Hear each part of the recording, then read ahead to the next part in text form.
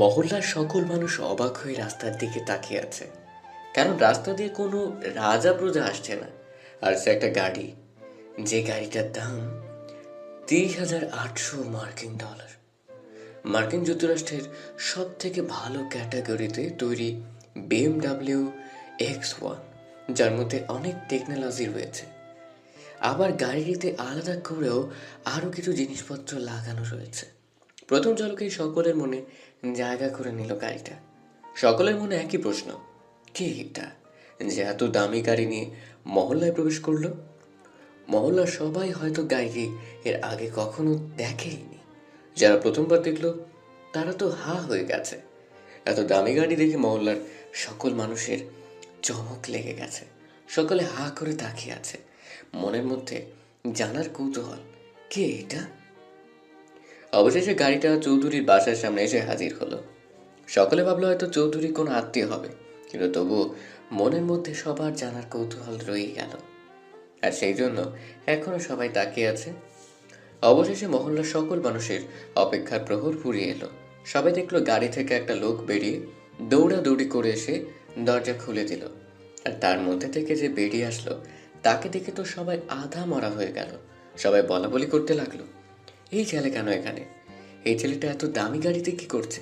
কার গাড়ি এটা? একজন টোকাই হয়ে এত দামি গাড়িতে কেন? যে কয়েক মাস আগে ছিল একজন টোকাই, যে রাস্তার পাশে শুয়ে শুয়ে রাত পার করতো, মশার কামড়ে যার ঘুম হতো, সেই ছেলে আজ এত দামি গাড়ি নিয়ে মহল্লায় হাজির। গায়ে আছে কোট প্যান্ট, সে যা যা পরে আছে তার দাম অনেক অনেক দামি। মহল্লার কেউ এত দামি কাপড় আগে কখনো দেখেনি বলে মনে হচ্ছে। অনেক ধনী পরিবারও হয়তো এত দামি কাপড় পরে না। সেই ছেলে আর কেউ না, তাদের মধ্যে করারই একজন, তার নাম শাকিল। শাকিলের এমন পরিবর্তনে মহল্লার সকলে হা করে তাকিয়ে রইল। কেউ বিশ্বাসই করতে পারছে না। সবাই ভাবছে এটা স্বপ্ন, কিন্তু কখনো কখনো চোখের সামনে স্বপ্নের ঘটনা এসে হাজির হয়। মহল্লার সবাই পাগলের মতো হয়ে গেল। এটা কি করে হতে পারে? যার থাকা বলতে কিচ্ছু ছিল না, অন্যের ফেলে দেওয়া জামা কাপড় কুড়িয়ে নিজে পরতো, কাকের মুখ থেকে খাবার খেয়ে বড় হলো, সে আজ এই অবস্থায়। এটা কেমনে সম্ভব? এদিকে শাকিল গাড়ি থেকে নেমে প্যান্টের পকেটে হাত ভরে একদম সিনেমার হিরোর মতো করে দাঁড়িয়ে গেল। আর গাড়ি থেকে আরো একজন নেমে এসে শাকিলের মাথার উপর ছাতা ধরল। চৌধুরীর বাড়ি থেকে চৌধুরী মেয়ে নীলা এর দৃশ্য দেখে বিশ্বাস করতে পারলো না। আর তাই সে নিচে নেমে আসলো।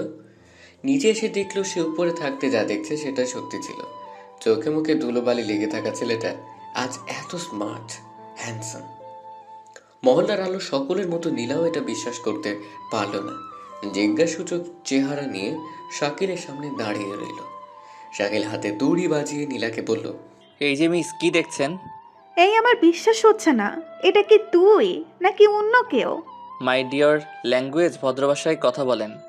বাপরে, ইংরেজির ডায়লগ তো ভালোই মুখস্থ করছিস। শুনেন মিস নীলা চৌধুরী, আমি আর আগের শাকিল নেই, তাই সো বি কেয়ারফুল। তাই তো দেখছি রে। ঠাস, ভদ্রতা কি একটু জানেন না? নীলার গালে ঠাস করে থাপ্পড় পড়তেই সেই পুরনো দিনের কথা মনে হলো, যখন নীলা শাকিলকে ফকিরের বাচ্চা বলে অপমান করে থাপ্পড় দিত। নীলা গালে হাত দিয়ে কান্নাময় সুরে বলল, তুই আমায় মারলি? চুপ, একদম চুপ। আমি এখন তোর থেকে হাজার গুণ বড় লোক, তাই আমায় আপনি করে বলবি, বুঝেছিস? যেই ছিল আমার পায়ের নিচে পড়ে থাকতো, আর আজ কিনা সেই তুই আমায় থাপ্পড় মারলি? হ্যাঁ, কারণ তখন শাকিল একটা রাস্তায় পড়ে থাকা ময়লা আবর্জনা ছিল, কিন্তু আজ সেই শাকিল সোনায় পরিণত। তুই না আমায় ভালোবাসিস? ভালোবাসা? তোদের মতো ফকিন্নির মুখে ভালোবাসা মানায় না। শাকিলের এমন কথা শুনে নীলা অবাক হয়ে গেল। সেই একই ডায়লগ নীলা শাকিলকে বলতো। শোন মিস নীলা চৌধুরী, যেই টাকা না থাকার কারণে আমার ভালোবাসা তুই অপমান করছিলি, লাথি মেরে রাস্তায় ফেলে দিয়েছিলি, আজ আমি সেই টাকার উপর শুয়ে থাকি। তোর মতো 10টা নীলাকে কেনার যোগ্যতা আমার আছে। নীলা শাকিলের কথা হজম করতে পারছে না। ওর কিছুতেই বিশ্বাস হচ্ছে না যে এটা সেই আগের শাকিল। বাই দ্য ওয়ে, ধন্যবাদ আপনাকে কেন? আমার নিষ্পাপ ভালোবাসাকে লাথি মারার জন্য, আমায় এই দুনিয়ার নীতি শেখানোর জন্য। কথাগুলো শাকিল এক নিঃশ্বাসে বলে দিল। আর নীলা শাকিলের কথার আগা মাথা কিছু না বুঝে অবাক হয়ে তাকিয়ে রইল। যেই টাকা পয়সা বাড়ি গাড়ির জন্য তোর এত অহংকার, সেই টাকা পয়সা আমি সব কেড়ে নিব। তোদেরকে আমি সেই জায়গায় পাঠাবো যেখান থেকে আমি তোর মতো অহংকারী মেয়েকে ভালোবাসছিলাম। এবার আর চুপ করে থাকলো না নীলা। রাগে গজ গজ করতে করতে বলল, তোর এত বড় সাহস, আমার বাড়িতে এসে আমাকেই ধমক দিস? সাহসের কি দেখলি? সবে তো শুরু করলাম। পিকচার আবি বাকি হে মেরা দোস্ত। কি ভেবেছিস অন্যের জামা অন্যের গাড়ি নিয়ে এসে আমায় ধমক দেবে আর আমি ভয় পেয়ে যাব? তুই আমার কিচ্ছু করতে পারবি না। রাস্তায় বসার জন্য তৈরি হয়ে নে মিস নীলা চৌকাট। চুপ এই এই, চুপ, একদম চিল্লাবি না। তোকে আমি দেখে নিব। Driver, yes sir. আমার আমার হিয়া বড় একটা ফটো নিয়ে এসে এই ম্যাডামের পাশে রেখে দাও। Okay sir. এইবার থেকে যখনই আমায় দেখতে ইচ্ছে করবে আমার ফটোটা দেখে নিয়েন, তাহলেই হবে। তোকে আমি চলি মিস নীলা, আমার একটা গুরুত্বপূর্ণ মিটিং আছে। শাকিল দাঁত খেলিয়ে হেসে গাড়িতে উঠে বসলো। নীলা রাগে হাত পা ছোড়াছড়ি করতে লাগলো। ড্রাইভার গাড়ির গেট লাগিয়ে দিয়ে গাড়ি স্টার্ট দিল। শাকিল চোখ বন্ধ করলো। বারবার সে আগের কথাগুলো তার চোখের সামনে ভেসে আসছে। সিটের সাথে মাথা লাগিয়ে শুয়ে পড়লো আর আগের দিনগুলোতে চলে গেল। চলেন আমরাও ঘুরে আসি শাকিলের সাথে ঠিক কি কি হয়েছিল। Back to 5 months ago। আজ থেকে 5 মাস আগে শাকিল ছিল একজন টোকাই। রাস্তায় রাস্তায় পড়ে থাকতো। পরিবার বলতে কেউ ছিল না। বাবা মা জন্মের পরই মারা যায়। তার ভাই বোন ছিল কিনা কোনো আন্দাজ নেই। জ্ঞান বুদ্ধি হওয়ার পর থেকেই সে রাস্তায় থাকে। রাস্তায় একপাশে শুয়ে রাত পার করে। কাক পাখির মুখ থেকে খাবার নিয়ে খেত। তবুও তার সুখে শান্তিতে দিন কাটতো। ছোট থাকতে রাতের বেলা ঘুম আসতো না, বাবা মায়ের কথা মনে হতো। ছোট শিশুরা সব ছেড়ে রাতে তার মায়ের কোলে ফিরে যেত। কিন্তু শাকিল সারাদিন রাস্তায় রাস্তায় ঘুরে রাতে যখন রাস্তার পাশে শুয়ে পড়তো, তখন তার বাবা মায়ের কথা খুব মনে পড়তো। তখন গলা ছেড়ে কান্না করত। একটু বড় হতেই রাত করে যখন তার বাবা মায়ের কথা মনে হতো, তখন কাগজ দিয়ে পুতুল তৈরি করত, একটা ছেলে আর একটা মেয়ে। তাদের 2 হাতে ধরে বাবা মা বলে ডাকতো আর চোখের পানি ঝরাতো। আস্তে আস্তে বড় হতে লাগলো। একসময় সে অন্যান্য ছেলেদের মতো যৌবনে পদার্পণ করলো। কিন্তু তার পোশাক পরিচ্ছদের কোনো পরিবর্তন হলো না। সে আগের মতোই কালো ময়লা আবর্জনা পড়া জামা কাপড়। আর হবে না কেন, রাস্তার পাশে ধুলাবালির মধ্যেই শুয়ে পড়তো। তখনই ময়লা আবর্জনা পড়ে যেত। আর জামা কাপড় কেনার মতো তার মোটেও সামর্থ্য ছিল না। অন্যের ছেঁড়া কাপড় পরে থাকতো। কখন না খেয়ে দিন পার করতো। এই একা ছেলেকে কে কাজ দিবে? লেখাপড়া কিচ্ছু জানে না সে।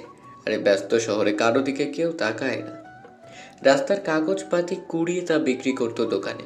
আর তাতে যা টাকা হতো তা দিয়ে একটু খাবার খেত। জন্মের পর থেকে পেট পুড়ে খাবার সে আজ পর্যন্ত খায়নি। রাতে খেলে সকালে খেতে পেত না, আবার সকালে খেলে দুপুরে খাওয়া হয় না। কোনোদিন তো সারাদিন না খেয়ে কাটাতে হয়। এভাবে দিন কাটছিল। আস্তে আস্তে সে বড় হলো। এখন মাথায় গোজার মতো একটা জায়গা খুঁজে পেয়েছে। রেল লাইনের পাশে একটা পুরনো বাড়ি। তার সাথে আরো কিছু ইতিম ছেলে থাকে, তারাও টোকায়। শাকিল এখন সারাদিন কাঁধে বস্তা নিয়ে শহরে পড়ে থাকা কাগজপাতি করায়, আর সেগুলো এনে বিক্রি করে। এখন আর আগের মতো তার কষ্ট নেই। এখন বড় হয়েছে, গায়ে শক্তি পাচ্ছে। এখন তার কাগজ বিক্রি করার টাকা দিয়ে খাবার কেনা হয়, তাতেই তার খুশি। 3 বেলা পেট পুরে না পেলেও বেঁচে থাকার মতো পায়, তো তাতেই সে অনেক খুশি। সারাদিন কাগজ প্লাস্টিকে করে বস্তা ভরে এনে মহাজনের কাছে বিক্রি করে। কিছু খাবার নিয়ে আবার চলে যেত রেল লাইনের ধারে। 2 মুঠো খেয়ে শুয়ে পড়তো। না তাদের কেউ জোর করে খাওয়ায়, আর না কেউ মাথায় হাত বুলিয়ে ঘুমিয়ে দেয়। ঠান্ডার সময় কুয়াশার গুটি গুটি ফোঁটা গায়ে পড়ে, আর ডাস্টবিন থেকে আসা মশা এরাও তাদের শান্তির ঘুম ভাঙতে পারে না। অনেকদিন হলো এক আন্টি তাকে একটা শার্ট দিয়েছিল। রোদে গরমে কাজ করাতে সে শার্টে ময়লা পড়ার পাশাপাশি অনেকখানি ছিঁড়েও গেছে। তাই ভাবলো সে একটা সুন্দর দেখে শার্ট কিনে নিবে। কিন্তু কেনা বললেই তার কেনা নয়, এত টাকা পাবে কই? এদিকে শার্ট না কিনলেও না। পরের দিন সকাল সকাল ঘুম থেকে উঠে শাকিল বস্তাটা কাঁধে করে নিয়ে কাগজ কুড়োতে চলে গেল। সারাদিন খাওয়া দাওয়া বন্ধ করে কাগজ কুড়োলো। খাবার কিনতে গেলে তার শার্ট কেনা হবে না, তাই সারাদিন কাগজ কুড়িয়ে সেটা বিক্রি করলো। বেশ ভালোই টাকা পেল। শাকিল এবার সেই টাকা থেকে অর্ধেকটা আলাদা করে রেখে দিল, আর বাকি টাকা দিয়ে রাতের জন্য খাবার নিয়ে ঘরে চলে এলো। রেললাইনের পাশে এসে দেখলো একটা ছোট মেয়ে বসে কান্না করতেছে। বয়স হবে 8 থেকে 10। ছোট মেয়ের কান্না দেখে সবারই দয়া হয়, শাকিলেরও তাই হলো। এবার শাকিল এদিক ওদিক তাকিয়ে দেখে পাশে একটা ছেলে হাঁটুর ভিতর মাথা গুজে বসে আছে। বয়সে শাকিলের সমানই হবে। শাকিল এই ছেলেটার কাছে যে বলল। এই, ওই ছোট মেয়েটা কাঁদছে কেন? ছেলেটা চুপ করে থাকলো। শাকিল আবার জিজ্ঞেস করলো, ওর কি বাপ মাও নাই? না, ওটা আমার ছোট বোন। ক্ষুধা লাগছে তাই কাঁদছে। কেন, দুপুরে কি তোরা খাস নাই? ছেলেটা এবার চুপ। কি হলো বল? কিভাবে খাবো বল? সারাদিন প্লাস্টিক কাগজ কুড়িয়ে যখন মহাজনের কাছে আসি তখন মহাজন অনেক বকা শোনায়। কেন বকা শোনাবে কেন? কালকে খুব অসুখ হয়েছিল, তাই সকাল সকাল বেরোতে পাইনি। সেই জন্য মহাজনের মাল একটু কম হয়েছে। ও, বকা শুনে কয়েক টাকা দেয়, আর সেটা নিয়ে খাবার আনছিলাম, একটা পাউরুটি আর একটা কলা। এটাই তো আমাদের প্রধান খাবার। কিন্তু এখানে এসেই খাবার রেখে আমার ছোট বোনকে খুঁজে নিয়ে এসে দেখি কুকুরে সব খেয়ে নিয়েছে। কপালে খাবার না থাকলে হয় না, কাঁদিস না, চল আমার কাছে আয়। ছোট্ট মেয়েটা শাকিলের হাতে খাবার দেখে একবার ওর ভাইয়ের দিকে তাকায়, আর একবার খাবারের দিকে। শাকিল বুঝতে পারলো ওর বড় ভাই আসতে না বললে সে আসবে না, তাই শাকিল বলল, এই শোন, আজ থেকে আমি আর তুই বন্ধু। সত্যি বলছিস তো? হ্যাঁ, সত্যি বলছি। নে এবার আয়, তিনজন মিলে আমার খাবারটা ভাগ করে খাই। ছেলে অনেক ভেবেচিন্তে রাজি হয়ে গেল। ছেলেটার নাম ছিল রকি, মেয়েটার নাম রানী। শাকিল পরে রকির কাছে জানতে পারে তার বাবা মা ছিল খুব গরিব, কয়েকদিন আগে ক্যান্সারে মারা গেছে। তখন থেকে ছোট বোনকে মানুষ করতে সে জীবন যুদ্ধে পা বাড়ায়। আস্তে আস্তে শাকিল আর রকি খুব ভালো বন্ধু হয়ে যায়। সকালে পাখি ডাকার আগে ঘুম থেকে উঠে ছোট বোন রানীকে সাথে করে নিয়ে তারা রওনা হয় প্রতিদিনের ডিউটিতে। শাকিল আর রকি কাগজ কুড়োয়, কিন্তু রানীকে কুড়োতে দেয় না। তাদের দুই বন্ধুর স্বপ্ন, রানীকে তারা মানুষের মতো মানুষ করবে, অনেক পড়াশোনা করাবে, সব মানুষের মতো সেও চাকরি করবে।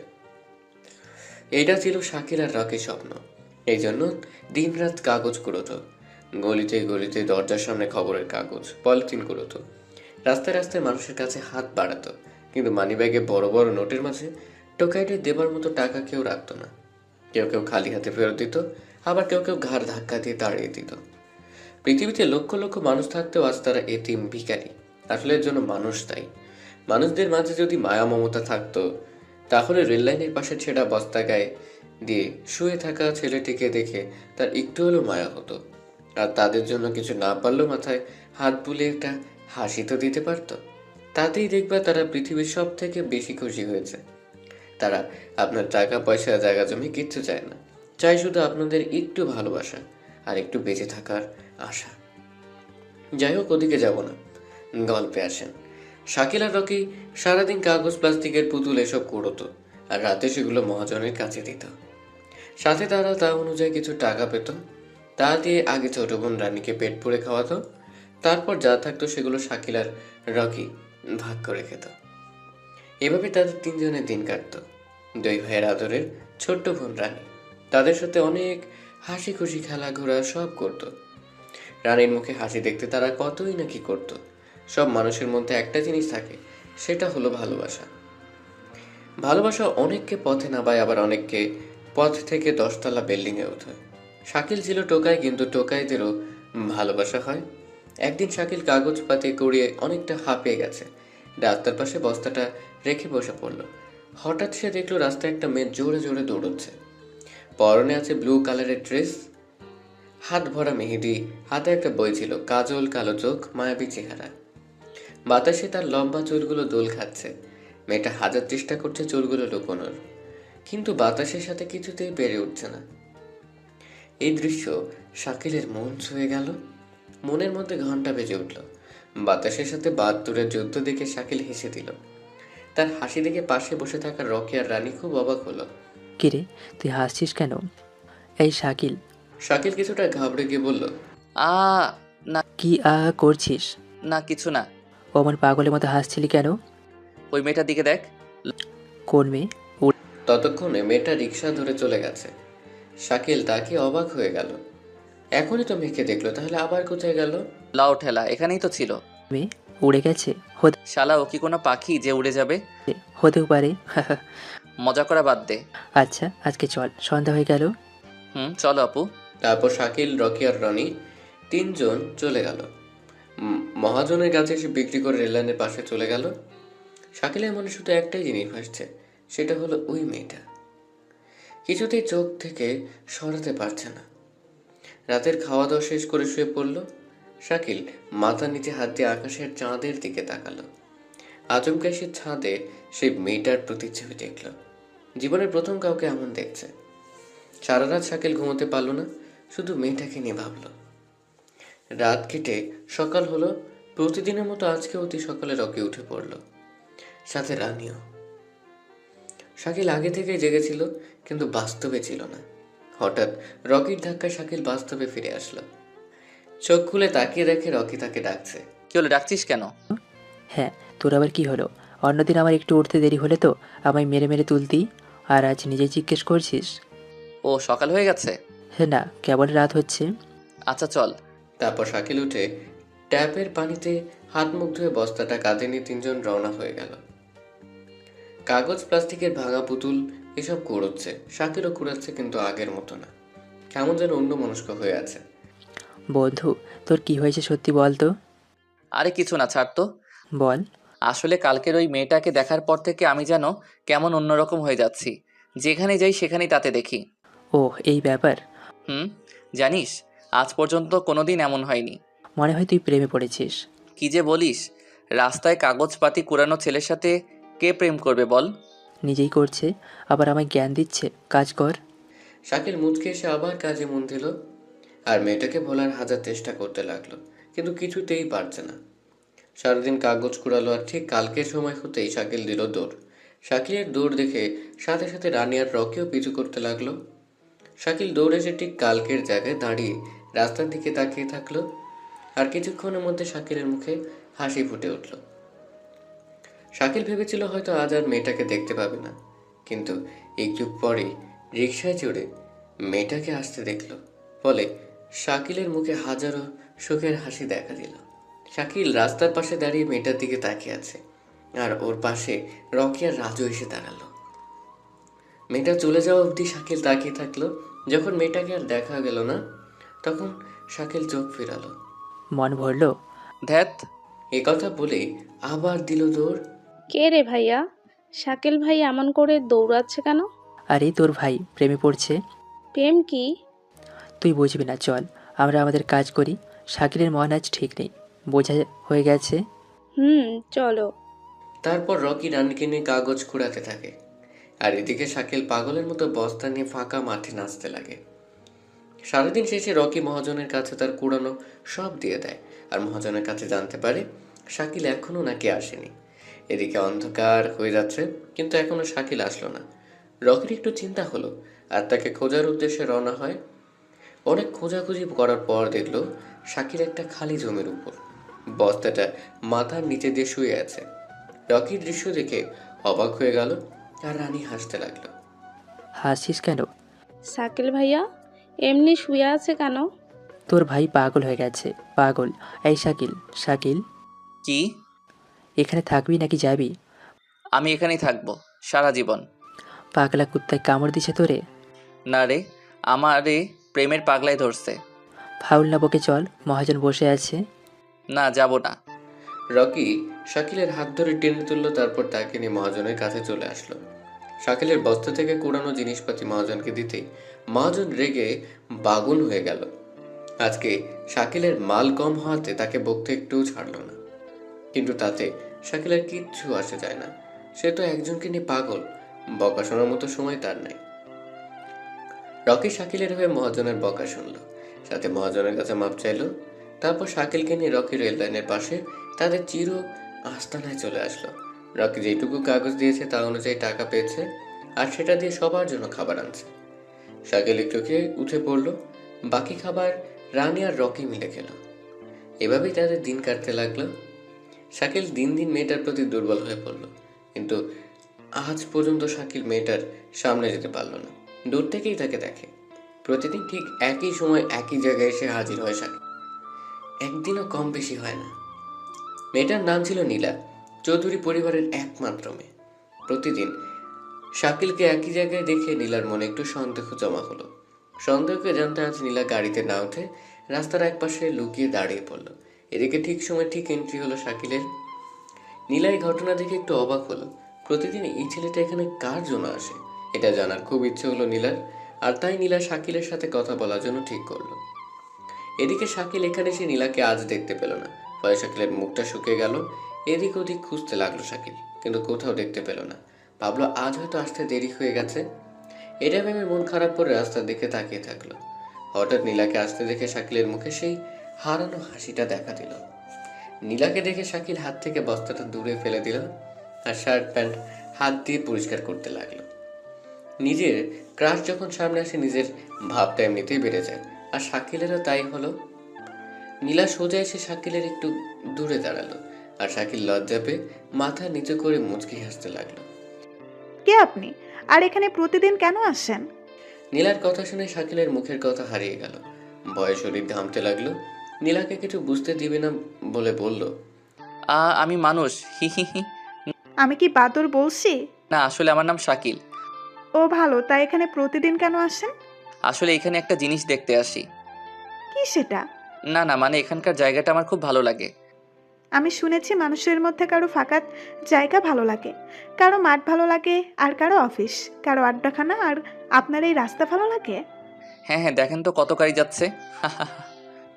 কি করেন আপনি? কাজ করি। তাহলে যান, কাজ করেন। এখানে দাঁড়িয়ে সময় নষ্ট কেন করছেন? ঠিক বলছো। আচ্ছা আমি যাই। যান। আগে আপনি যান, হি হি হি। আপনি কথায় কথায় এত হাসেন কেন? না মানে, সো ফানি। নীলার এমন হাসি দেখে শাকিল তো ফিদা, হা করে তাকিয়ে রইল। নীলা একটা রিকশায় চড়ে চলে গেল, আর শাকিল মনের আনন্দে বস্তা তুলে নিয়ে দৌড় দিল। তার মনের মানুষের সাথে আজ কথা বলছে, এত কাছে থেকে তাকে দেখছে, এটাই শাকিলের কাছে অনেক কিছু। এই খুশিটা আজ সারাদিন ভালোই কাজ করলো।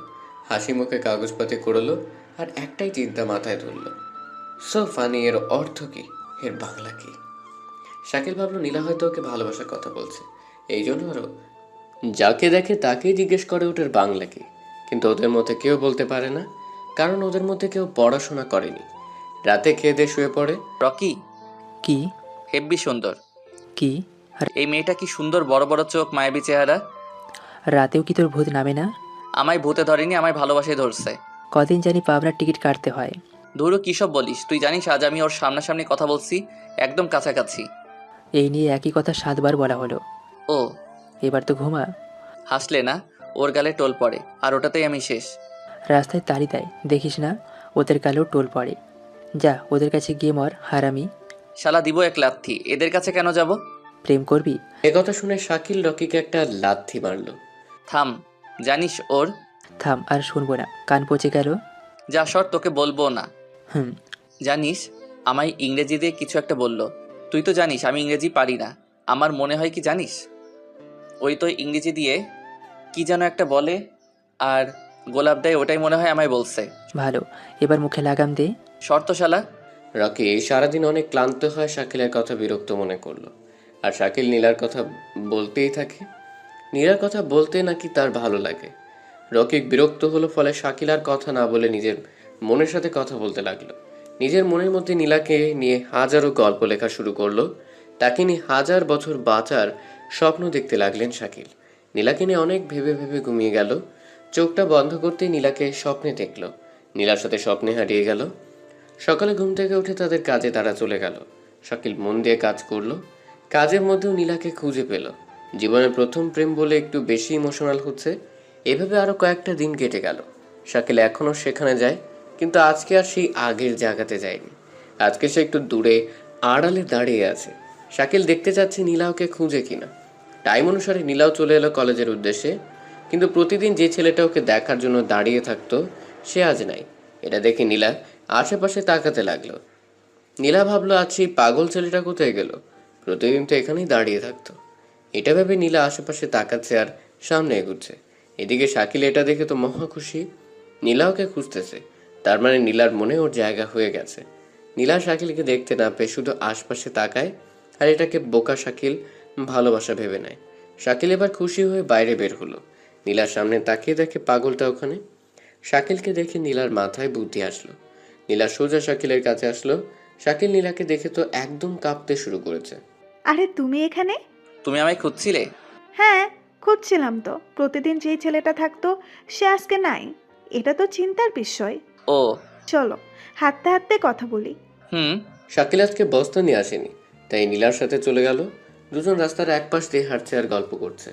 শাকিলের একটু ভয় করছে, আবার ভালো লাগছে। আচ্ছা, তুমি আমায় ওভাবে প্রতিদিন দেখো কেন? ভালো লাগে তাই। তাই নাকি? হুম। গল্প করতে করতে তারা দুজন নীলার কলেজের সামনে চলে এলো। আচ্ছা এবার তুমি যাও, আমি কলেজে যাই। আচ্ছা। এই শোনো, কি? সন্ধ্যায় ওখানে থেকো। আচ্ছা।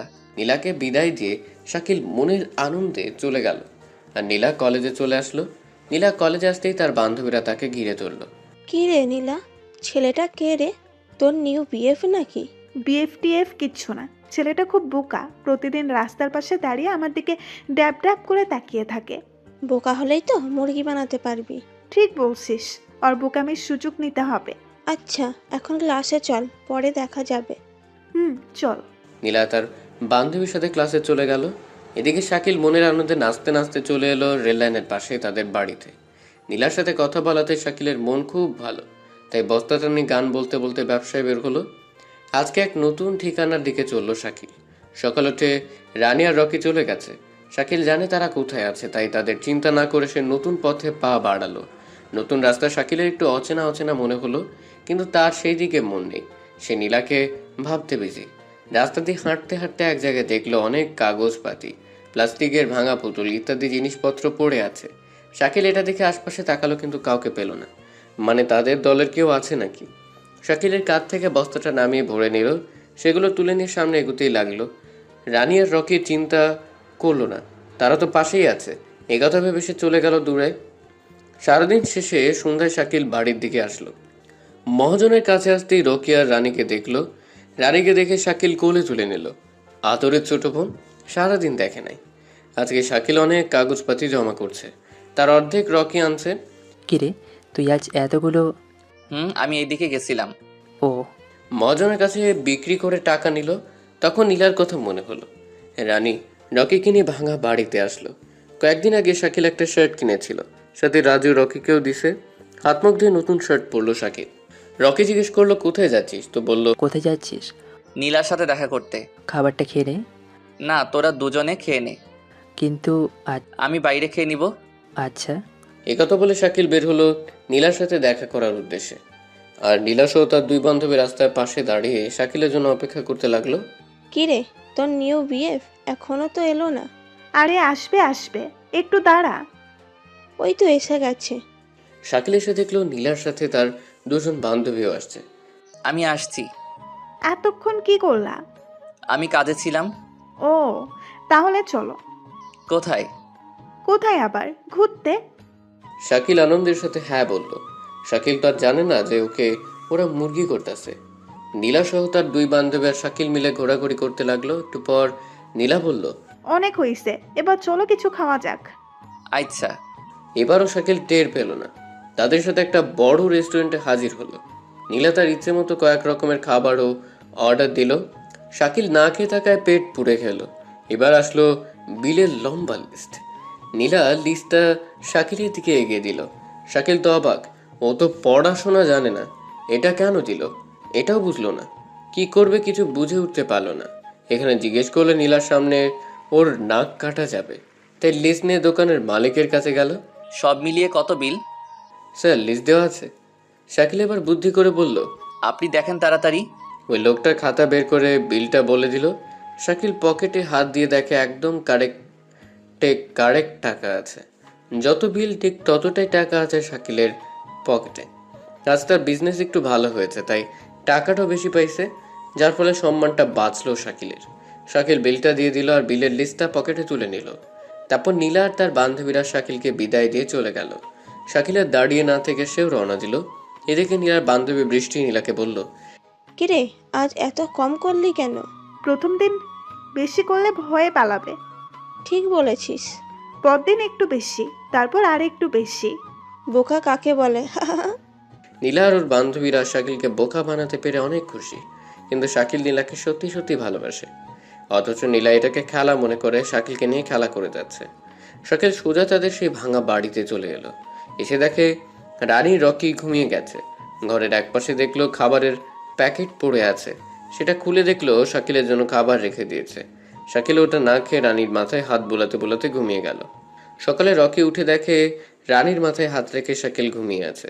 অনেক বেলা হয়েছে তাই রকি শাকিলকে ডাকলো। প্রতিদিনের মতো আজকেও তারা তাদের কাজে বের হয়ে পড়লো। এখন রকি আর রানীকে সাথে করে নিয়ে যায় শাকিল। সারাদিন শেষে মহাজনের কাছে সেগুলো বিক্রি করে, আর তাতে যা টাকা হয় তা নিয়ে নীলার সাথে ঘুরতে যায়। আর এদিকে নীলা শাকিলকে দিনের পর দিন বোকা বানিয়ে যাচ্ছে। বড়লোকের একমাত্র মেয়ে, ভাবতো দেখানোরই কথা। 10-12টা ছেলে তার পেছনে প্রতিদিন লাইন দিয়ে দাঁড়িয়ে থাকে। মেয়েটা যেমন সুন্দর ঠিক তেমন অহংকারী। টাকার অহংকারে সে মানুষকে মানুষ মনে করে না, সবাইকে তার নিজ হাতের খেলনা মনে করে। অন্যান্য ছেলেরা তার রূপে পাগল ছিল, যার ফলে তারা তেমন কষ্ট পায় না। কিন্তু শাকিল তো ছিল এক অবলা ছেলে। প্রেম ভালোবাসা সে কিচ্ছু জানতো না। নীলাকে প্রথম দেখাতেই তার ভালো লাগে আর তার প্রতি দুর্বল হয়ে পড়ে। সেই জন্য তার সব কথাকে মেনে নেয়। নিজে নাকি নীলাকে ঘুরতে নিয়ে যাবার জন্য টাকা জমিয়ে রাখে, আর প্রতিদিন সন্ধ্যায় তারা ঘুরতে যায়। শাকিল ভাবতো নীলাও তাকে ভালোবাসে, যেমন ও নীলার জন্য পাগল, ঠিক তেমন হয়তো নীলাও ওর জন্য পাগল। এটাই হলো শাকিলের মনের ধারণা। কয়েকদিন পর সকালে শাকিল উঠে রকিকে ডেকে তুলল। রানী তখনও ঘুমোচ্ছিল। শাকিল আর রকি হাত মুখ ধুচ্ছিল, এমন সময় রকি বলল, শাকিল, হ্যাঁ বল। আমি যদি মরে যাই তাহলে কি তুই রানীকে দেখে রাখবি? রকির এমন কথা শুনে শাকিল অনেক অবাক হয়, সাথে ভয়ও পায়। কি বলছিস এসব? বল না। তোর কি হয়েছে বলতো? আজ হঠাৎ এমন প্রশ্ন? এমনি বললাম, তুই বল কি করবি? যেদিন তোদের দেখছি সেদিন আমি ভেবে নিয়েছি রানী আমার ছোট্ট বোন, তাকে কখনো কষ্ট পেতে দিব না। ভালো। এসব ফাউল কথা বাদ দে আর চল। হুম।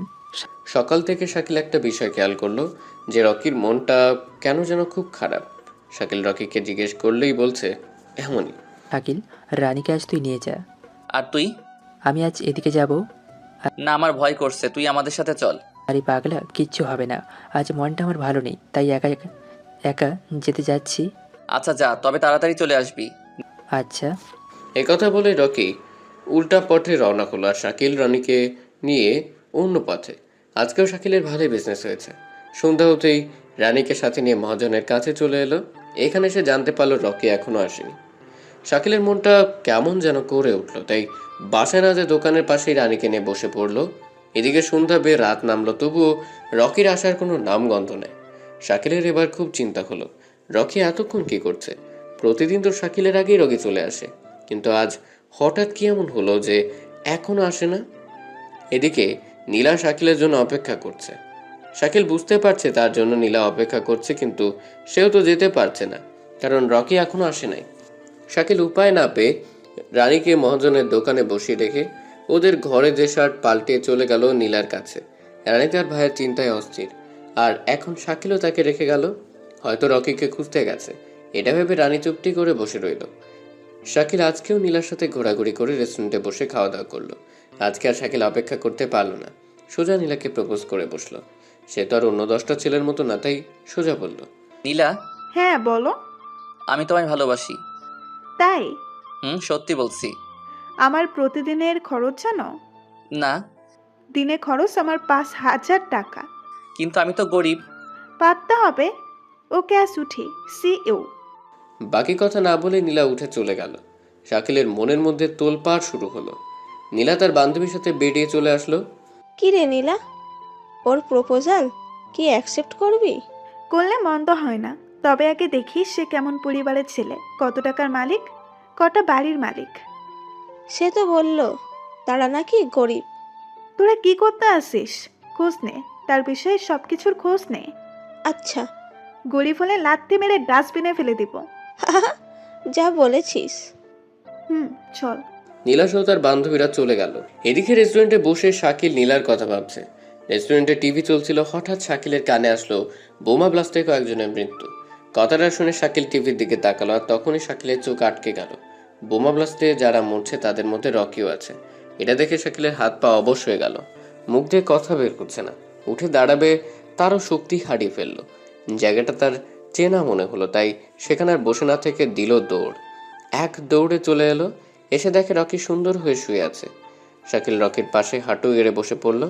চোখ দিয়ে তার অঝরে পানি পড়তে লাগলো। পুলিশ জানালো কাগজের ভিতরে নাকি বোমা ছিল। যখনই ওটা রকি হাত দিয়েছে সাথে সাথে ব্লাস্ট। আশপাশে যত মানুষ ছিল তারাও মারা গেছে, কেউ আহত হয়েছে। শাকিল আর নিজেকে আটকাতে পারল না, হাউ মাউ করে কেঁদে দিল। এদিকে রানী মহাজনের দোকানে বসে টিভি দেখছিল। হঠাৎ এমন খবর দেখে সেও কাঁদতে লাগলো। মহাজন রানীকে সান্ত্বনা দেওয়ার অনেক চেষ্টা করলো, কিন্তু পারল না। শাকিল রকিকে জড়িয়ে কাঁদতে লাগলো। চারদিকে হাজার মানুষ এসে ভিড় করছে। পুলিশ এবার লাশগুলো নিয়ে যাবে। শাকিল একটা লোক সরিয়ে নিল। পুলিশ সবকটা লাশ নিয়ে চলে গেল। শাকিল ওখানে বসে অনেকক্ষণ কান্নাকাটি করার পর রানীর কথা মনে হলো, তাই আর বসে না থেকে চলে এলো মহাজনের দোকানে। মহাজনের দোকানের কাছে আসতেই কান্নার আওয়াজ পেল। আওয়াজটা চিনতে অসুবিধা হলো না। মহাজনকে জিজ্ঞেস করতে সে শাকিলকে সব বলল। শাকিল রানীর কাছে এসে ওকে নিয়ে তাদের চির রেল লাইনের পাশে ঘরে চলে এলো। রানীর কান্না থামানোর হাজার চেষ্টা করলো শাকিল, কিন্তু সবগুলোতে ব্যর্থ হলো। কিছুক্ষণ পর তাদের ঘরের বাইরে পুলিশের গাড়ি আসলো। শাকিল বাইরে আসতে একটা পুলিশ এসে শাকিলের হাতে একটা ব্যাগ দিল। ব্যাগে রকির জামা কাপড় ছিল। ব্যাগ দিয়ে পুলিশ চলে গেল। শাকিল ভেতরে এসে ব্যাগ থেকে সব বের করলো। রকির শার্টের পকেটে কয়েকশো টাকা ছিল। শাকিল ওগুলো ওভাবেই রেখে দিল। রানী কান্না করতে করতে ঘুমিয়ে গেল, সাথে শাকিলও। সকালে উঠতেই রাকিবের কথা মনে হলো শাকিলের। অজান্তেই তার চোখ বেয়ে পানি গড়ে পড়ল। কোনো কিছুতেই শাকিলের মন বসছে না, তাই আজকাল কোথাও যেতেও মন চাইল না। আর রানীকে ওভাবে নিয়ে যাওয়া ঠিক হবে না। আগে রানী ঠিক হোক, তারপর বের হব। কিন্তু বের না হলে খাবো কি, এইসব ভাবছিল শাকিল। তখনই তার মনে হলো রকির পকেটে টাকা ছিল। শাকিল ওখান থেকে টাকা নিয়ে সকালকার খাবার আনলো। খাবার এনে রানীকে ডেকে তুলে শাকিল নিজ হাতে খাইয়ে দিল। আর রানীও তার ভাই শাকিলকে নিজ হাতে খাওয়ালো। তারপর ঘরে বসে থেকে দিনটা কাটলো ওদের। আর এদিকে নীলার আর তার বান্ধবীরা মিলে শাকিলের ব্যাপারে খোঁজ নিতে লাগলো। বৃষ্টি অনেক চেষ্টা করে সবকিছু জেনে গেল, সাথে সাথে ছুটে গেল নীলার কাছে। কি রে, কি হয়েছে? তুই জানিস ওই ছেলেটা কে? কে? ও একটা টোকাই, রাস্তায় রাস্তায় কাগজ কুড়িয়ে বেড়ায়। কি বলছিস? হ্যাঁ, ঠিকই বলছি। ও একজন টোকাই। গতকাল বোমা ব্লাস্টে যারা মারা গেছে তাদের মধ্যে তার ভাইও ছিল টোকাই। তাই তো বলি, এখানকার ছেলেরা এত বোকা নয়। প্রথম দিন আমার সন্দেহ হচ্ছিল, পুরনো শার্ট, ছেঁড়া প্যান্ট, আর কাছে গেলে তো ওয়াক উল্টি আসে। হয়েছে, থাম, ওকে আর একটু নাচিয়ে নেই। কি রে? দেখতে থাক। একথা বলে নীলা আর বৃষ্টি জোরে জোরে হাসতে লাগলো। রকেট চলে যাওয়াতে শাকিল আর রানী খুব ভেঙে পড়েছে। খুব ভালোবাসতো, সেভাবে চলে যাবে এটা ভাবতেও পারিনি। খাওয়া দাওয়া তেমন করে না, চুপচাপ ঘরে বসে থাকে। আর ছোট্ট রানী তো কেঁদেই যাচ্ছে। এভাবে ঘরে বসে থাকতেই 2 দিন কেটে গেল। শাকিল ভাবলো এভাবে বসে থাকলে না খেয়ে মরতে হবে। নিজের কথা বাদ দিল, কিন্তু রানী তো ছোট, সে আর কতক্ষণ না খেয়ে থাকবে। এসব ভেবে সে পুরনো দিনের মতো কাঁধে বস্তাটা নিয়ে বের হলো। ঠিক তখনই রানী এসে শাকিলের হাত ধরে নিল। কি রে, কি হলো? না, তুমি ওটা নিয়ে যেও না। কেন? ভাইয়া মরে গেছে, তুমিও মরে যাবা, যেও না। শাকিল বুঝতে পারলো রানীর মধ্যে ভয় কাজ করছে। কাগজ কোড়াতে যে রকি মারা গেছে, আমিও কোড়াতে যে যদি মারা যাই, এই ভয়ে আমায় যেতে মানা করছে। আমরা টোকাইদের দ্বারা কাগজ করানো ছাড়া কিচ্ছু হয় না। না না, তুমি যাবে না। শাকিল অনেক জেদ করলো, কিন্তু রানীর সামনে তার কোনো কাজ দিল না। রানীর চোখ দিয়ে পানি বের হলো। এটা দেখে শাকিলের কলিজা কেঁপে উঠল।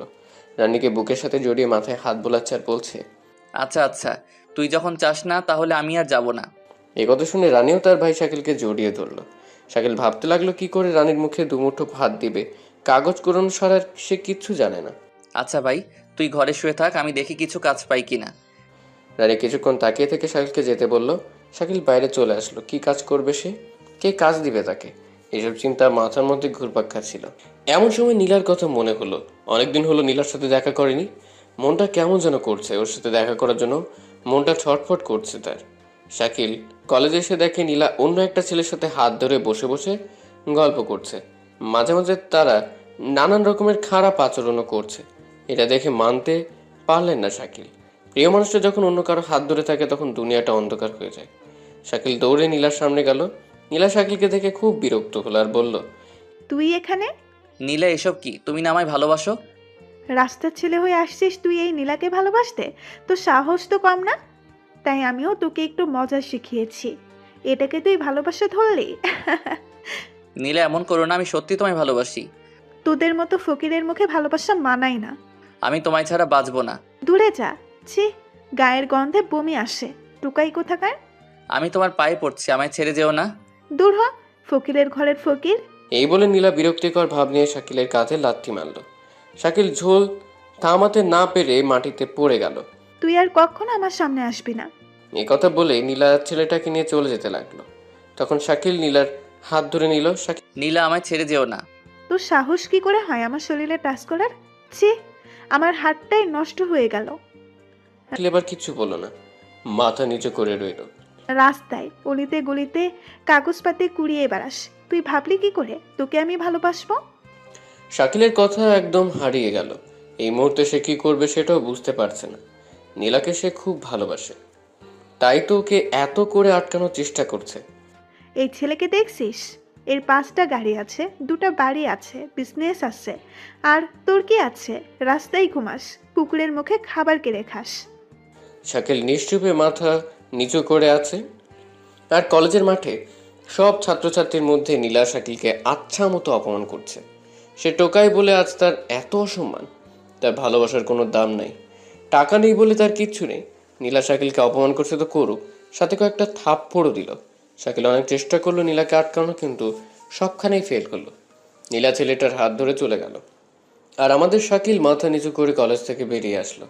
রাস্তায় হাঁটছে আর নীলার কথাগুলো ভাবছে। নীলার প্রতিটি কথা শাকিলের মনে বোমা হয়ে আঘাত করলো। শাকিলের নিষ্পাপ ভালোবাসার চূর্ণ বিচূর্ণ হয়ে গেল। টোকাই হওয়া কি শাকিলের অপরাধ? টোকাই বলে কি ভালোবাসতে পারবে না? টোকাই বলে কি মন প্রাণ নেই? নিজের মনের মধ্যে শাকিল হাজারটা প্রশ্ন জাগলো। চোখ দিয়ে পানি অঝরে বেরোচ্ছে। নীলাকে পাগলের মতো ভালোবাসা কি দোষ ছিল? এসব ভাবতে ভাবতে শাকিল রানীর কাছে আসলো। এসে দেখে রাজু একা খেলছে। রানীর হাতে দেখলো একটা লকেট। ভাইয়া আসছো? তুই ওটা কোনটি পাইল? তোমার বালিশের নিচে। দে ওটা। এটা কার ভাইয়া? আর তুমি এটাকে এত ভালোবাসো কেন? ভালোবাসতাম, কিন্তু এখন আর বাসবো না। কেন? যে মানুষ দুটো আমায় জন্ম দিয়েছে কিন্তু কাছে রাখতে পারিনি, তাদের স্মৃতি রেখে কী লাভ? এটা তোমার আব্বু আম্মুর? ছোটবেলা থেকে এটা আমার গলায় ছিল। যে আমায় বড় করেছে সে বলে এটা নাকি আমার বংশের প্রতীক। তাহলে গলায় না দিয়ে রেখে দাও কেন? হয়তো তাদের কাছে আমি বোঝা হয়ে দাঁড়িয়েছিলাম, নয়তো আমার জন্মে তারা দুজনের কেউ খুশি ছিল না, এই জন্যে আমায় রাস্তায় ফেলে গেছে। এটা তোমার গলায় থাকবে, খুব সুন্দর লাগে। একথা বলে রানী শাকিলের গলায় লকেটটা পরিয়ে দিল। আচ্ছা তুই বলতো, আমি কি তাদের কাছে এত বড়ই বোঝা হয়ে গেছিলাম যে আমায় রাস্তায় ফেলে গেল? রাস্তায় না থাকলে আমার ভাইয়া তো হতেই না। বুড়ি একটা। ভাইয়া, নীলার কি খবর? আপু ওরা বড় লোক, ওদের সাথে আমাদের মিলাই। শাকিল রানীকে সব বলল। রানী শুনে খুব কষ্ট পেল। ভাইকে হাজারভাবে সান্ত্বনা দিতে লাগলো। সান্ত্বনা দিয়ে কি ভাঙা মন জোড়া লাগানো যায়? এভাবে দুই ভাই বোনের দিন ভালোই যাচ্ছিল। কাজ পায়নি, মহাজনের কাছ থেকে টাকা ধার নিয়ে দিন পার করছে। শাকিল নিজেকে আটকাতে না পেরে পরের দিন আবার নীলার কাছে গেল। আবার নীলা শাকিলের থাপ্পড় দিল, অপমান করলো। তোদের সত্যি জন্মের ঠিক নাই, এজন্যই রাস্তায় পড়ে থাকিস। এ কথা শুনে শাকিলের রাগ হলো। নীলার উপরও হলো, তার চেয়ে বেশি তার বাবা মায়ের উপর হলো। আরও কিছু অপমান করলো, মারধর করলো। কলেজের বকাটে ছেলেদের দিয়ে শাকিলকে মার খাওয়ালো। শাকিল মারটার খেয়ে বাসায় আসলো। রানী সব দেখে অবাক হলো। পানি গরম করে কাপড় ভিজিয়ে মুছে দিল। অন্যরা তেল গরম করে দেয়, কিন্তু তাদের কাছে তেল নেই। শাকিল রাগ করে আর নীলার সামনে গেল না। নীলার প্রতি রাগ জমে গেছে, আস্তে আস্তে দ্বিগুণ হয়ে গেল। আগে যতটা ভালোবাসতো নীলাকে, এখন তার চেয়ে দ্বিগুণ ঘৃণা করে নীলাকে। এই কিছুদিন পর রানী খুব অসুস্থ হয়ে গেল। ওষুধ খাওয়ানোর মতো টাকা নেই। এদিকে মহাজনের কাছে ধারের টাকাও অনেক হয়ে গেছে। পানি পট্টি দিয়ে কয়েকদিন গেল, কিন্তু অসুখ আরও বেড়ে গেল। খুব খারাপ অবস্থা।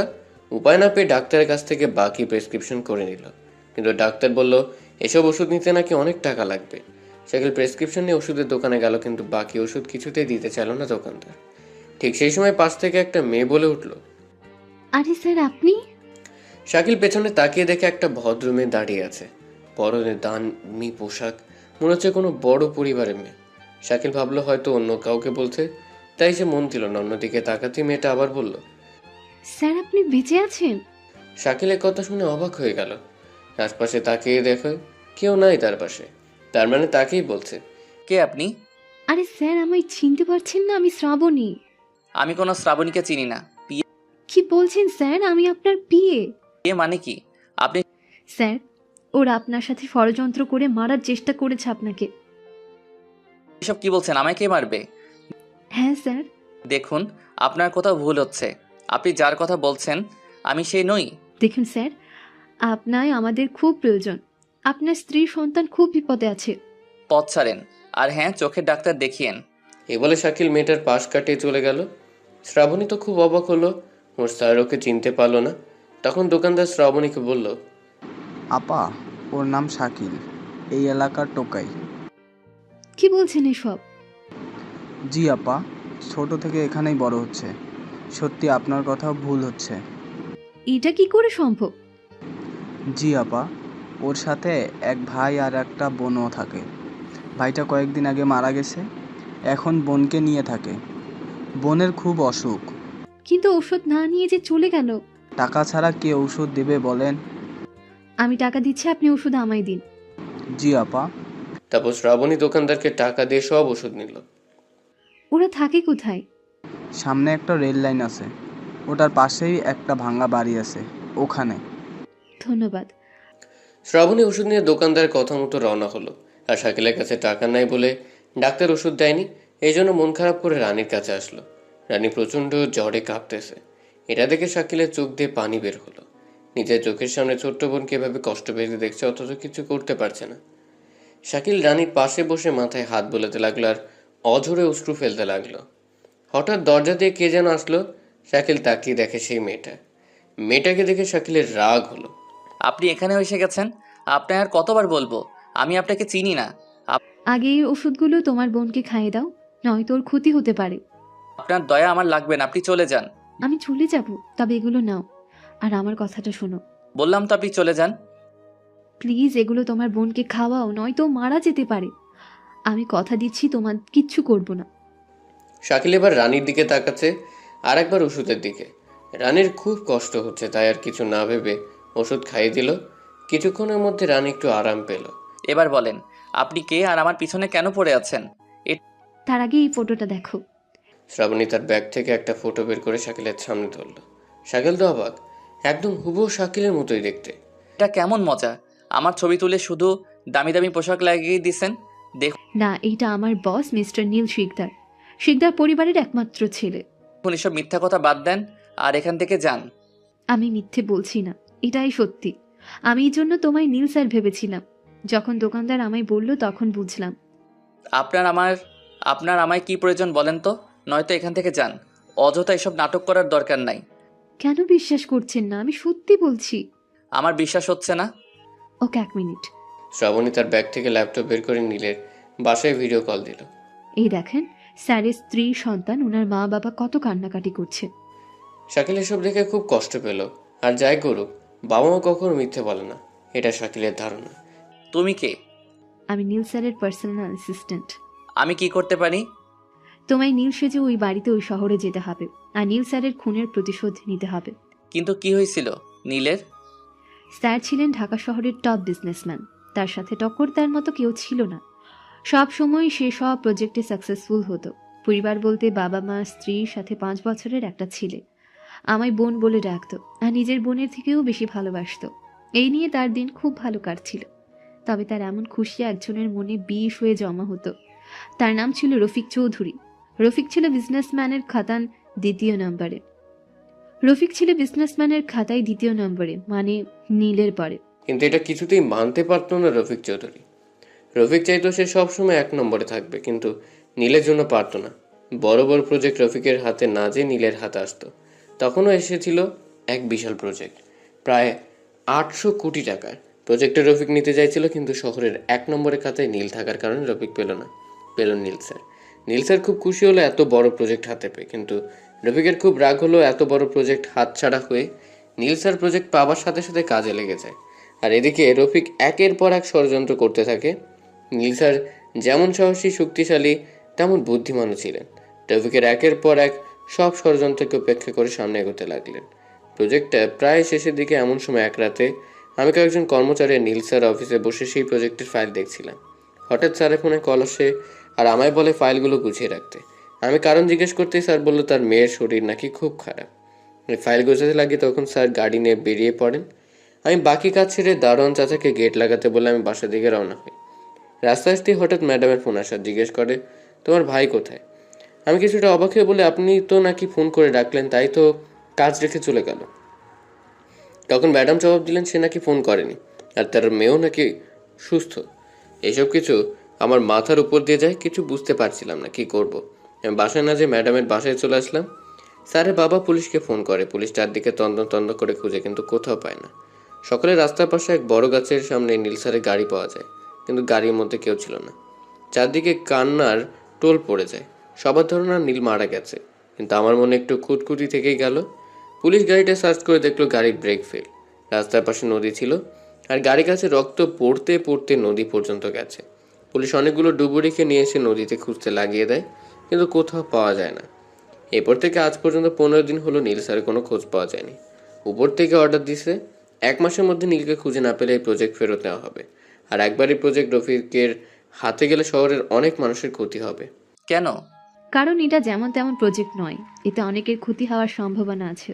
আর রফিক তো এমনিতেই মানুষকে জানোয়ারের মতো মারে। হুম। প্লিজ শাকিল, তুমি শুধু একবার চলো আমার সাথে। না, আমি এসবের মধ্যে নাই। আমি একটা সাধারণ ছেলে, সাধারণই থাকতে চাই। দয়া করো শাকিল, তুমি যদি নীল হও তাহলে তার বাবা মা তাদের আদরের ছেলেকে পাবে, আর তার মেয়ে পাবে তার বাবাকে। কিন্তু এসব তো পাপ, অন্যের সাথে এমন অভিনয় করা পাপ। তাছাড়া উপায় নেই। আমার মন বলছে নীল স্যার এখনো বেঁচে আছে, ওকে আমাদের খুঁজে বের করতে হবে।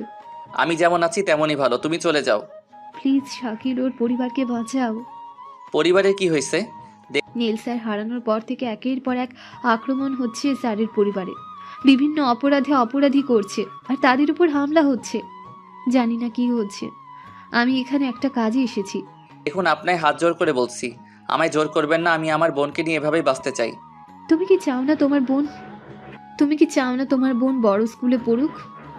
হ্যাঁ চাই, কিন্তু অন্যের জন্য আমার বোনকে হারাতে পারবো না। তোমার নাম উজ্জ্বল করুক।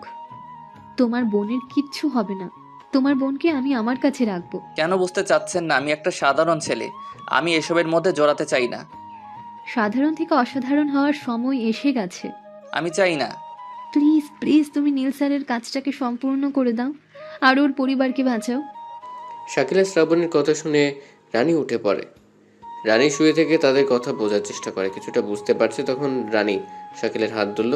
শাকিলের হাত ধরে হাতের দিকে তাকিয়ে দেখে রানী। রানী তুই? এটা কে ভাইয়া? এ হচ্ছে। শাকিল বলতে যাবে এমন সময় শ্রাবণী বলল, আমি তোমার ভাইয়ার বন্ধু। হুম। আমি শুনলাম এই আপু নাকি তোমার কাছে সাহায্য চাচ্ছে। হ্যাঁ। ভাইয়া, অন্যকে সাহায্য করা ভালো। শুনেন, আমি এখন যাব, কিন্তু পরে যখন জানতে পারবে যে আমি তাদের নীল নই, এতদিন আমি অভিনয় করছি, তখন কি হবে ওদের একটু ভেবেছেন? তখন সেটা দেখা যাবে। এখন চলো, তখন করার চেয়ে এখন বেশি ভাববার বিষয়। কিন্তু শাকিল যতবারই না বলে শ্রাবণী ততই জেদ করে। অবশেষে রানীর মুখের দিকে তাকিয়ে শাকিল রাজি হলো, কিন্তু একটা কথা শাকিলের মাথায় ঢুকছে না। একটা কাজ সম্পূর্ণ করার জন্য এত জেদ করছে কেন? আবার ভাবলো ও তো আর পড়ালেখা জানে না, সেজন্য এসবের কিচ্ছু বুঝেও না। একথা ভেবে সে চুপ করে রইল। তবুও মনের খুঁতখুঁতিটা থেকেই গেল। অবশেষে রানী আর শাকিল শ্রাবণীর সাথে যাবার জন্য রেডি হলো। শ্রাবণী ফোন করে গাড়ি আনতে বলল। কিছুক্ষণের মধ্যে গাড়ি এসে হাজির হলো। শাকিল আর রানী উঠে পড়লো। ড্রাইভার গাড়ি ছেড়ে দিল। গাড়ি তার নিজ গতিতে চলতে লাগলো। কিছুক্ষণের মধ্যে তারা তাদের গন্তব্যে পৌঁছে গেল। শ্রাবণী তাদের নিয়ে একটা বড় বাসায় ঢুকলো। তার আগে শ্রাবণী ফোনে কথা বলল, আর সেটা শুনতে পেল শাকিল। শ্রাবণী ফোনে বলছিল, স্যার পেয়ে গেছি, এখন আর আমাদের কেউ আটকাতে পারবে না। মূর্খ হলেও শাকিল কিছুটা হলেও বুঝে। শাকিল, সরি নীল, এখন থেকে তুমি নীল। হুম। কি ভাবছো? কিচ্ছু না। আসো। শাকিল শ্রাবণীর সাথে ভেতরে চলে গেল। এত বড় বাড়ি শাকিল কোনোদিন দেখেনি।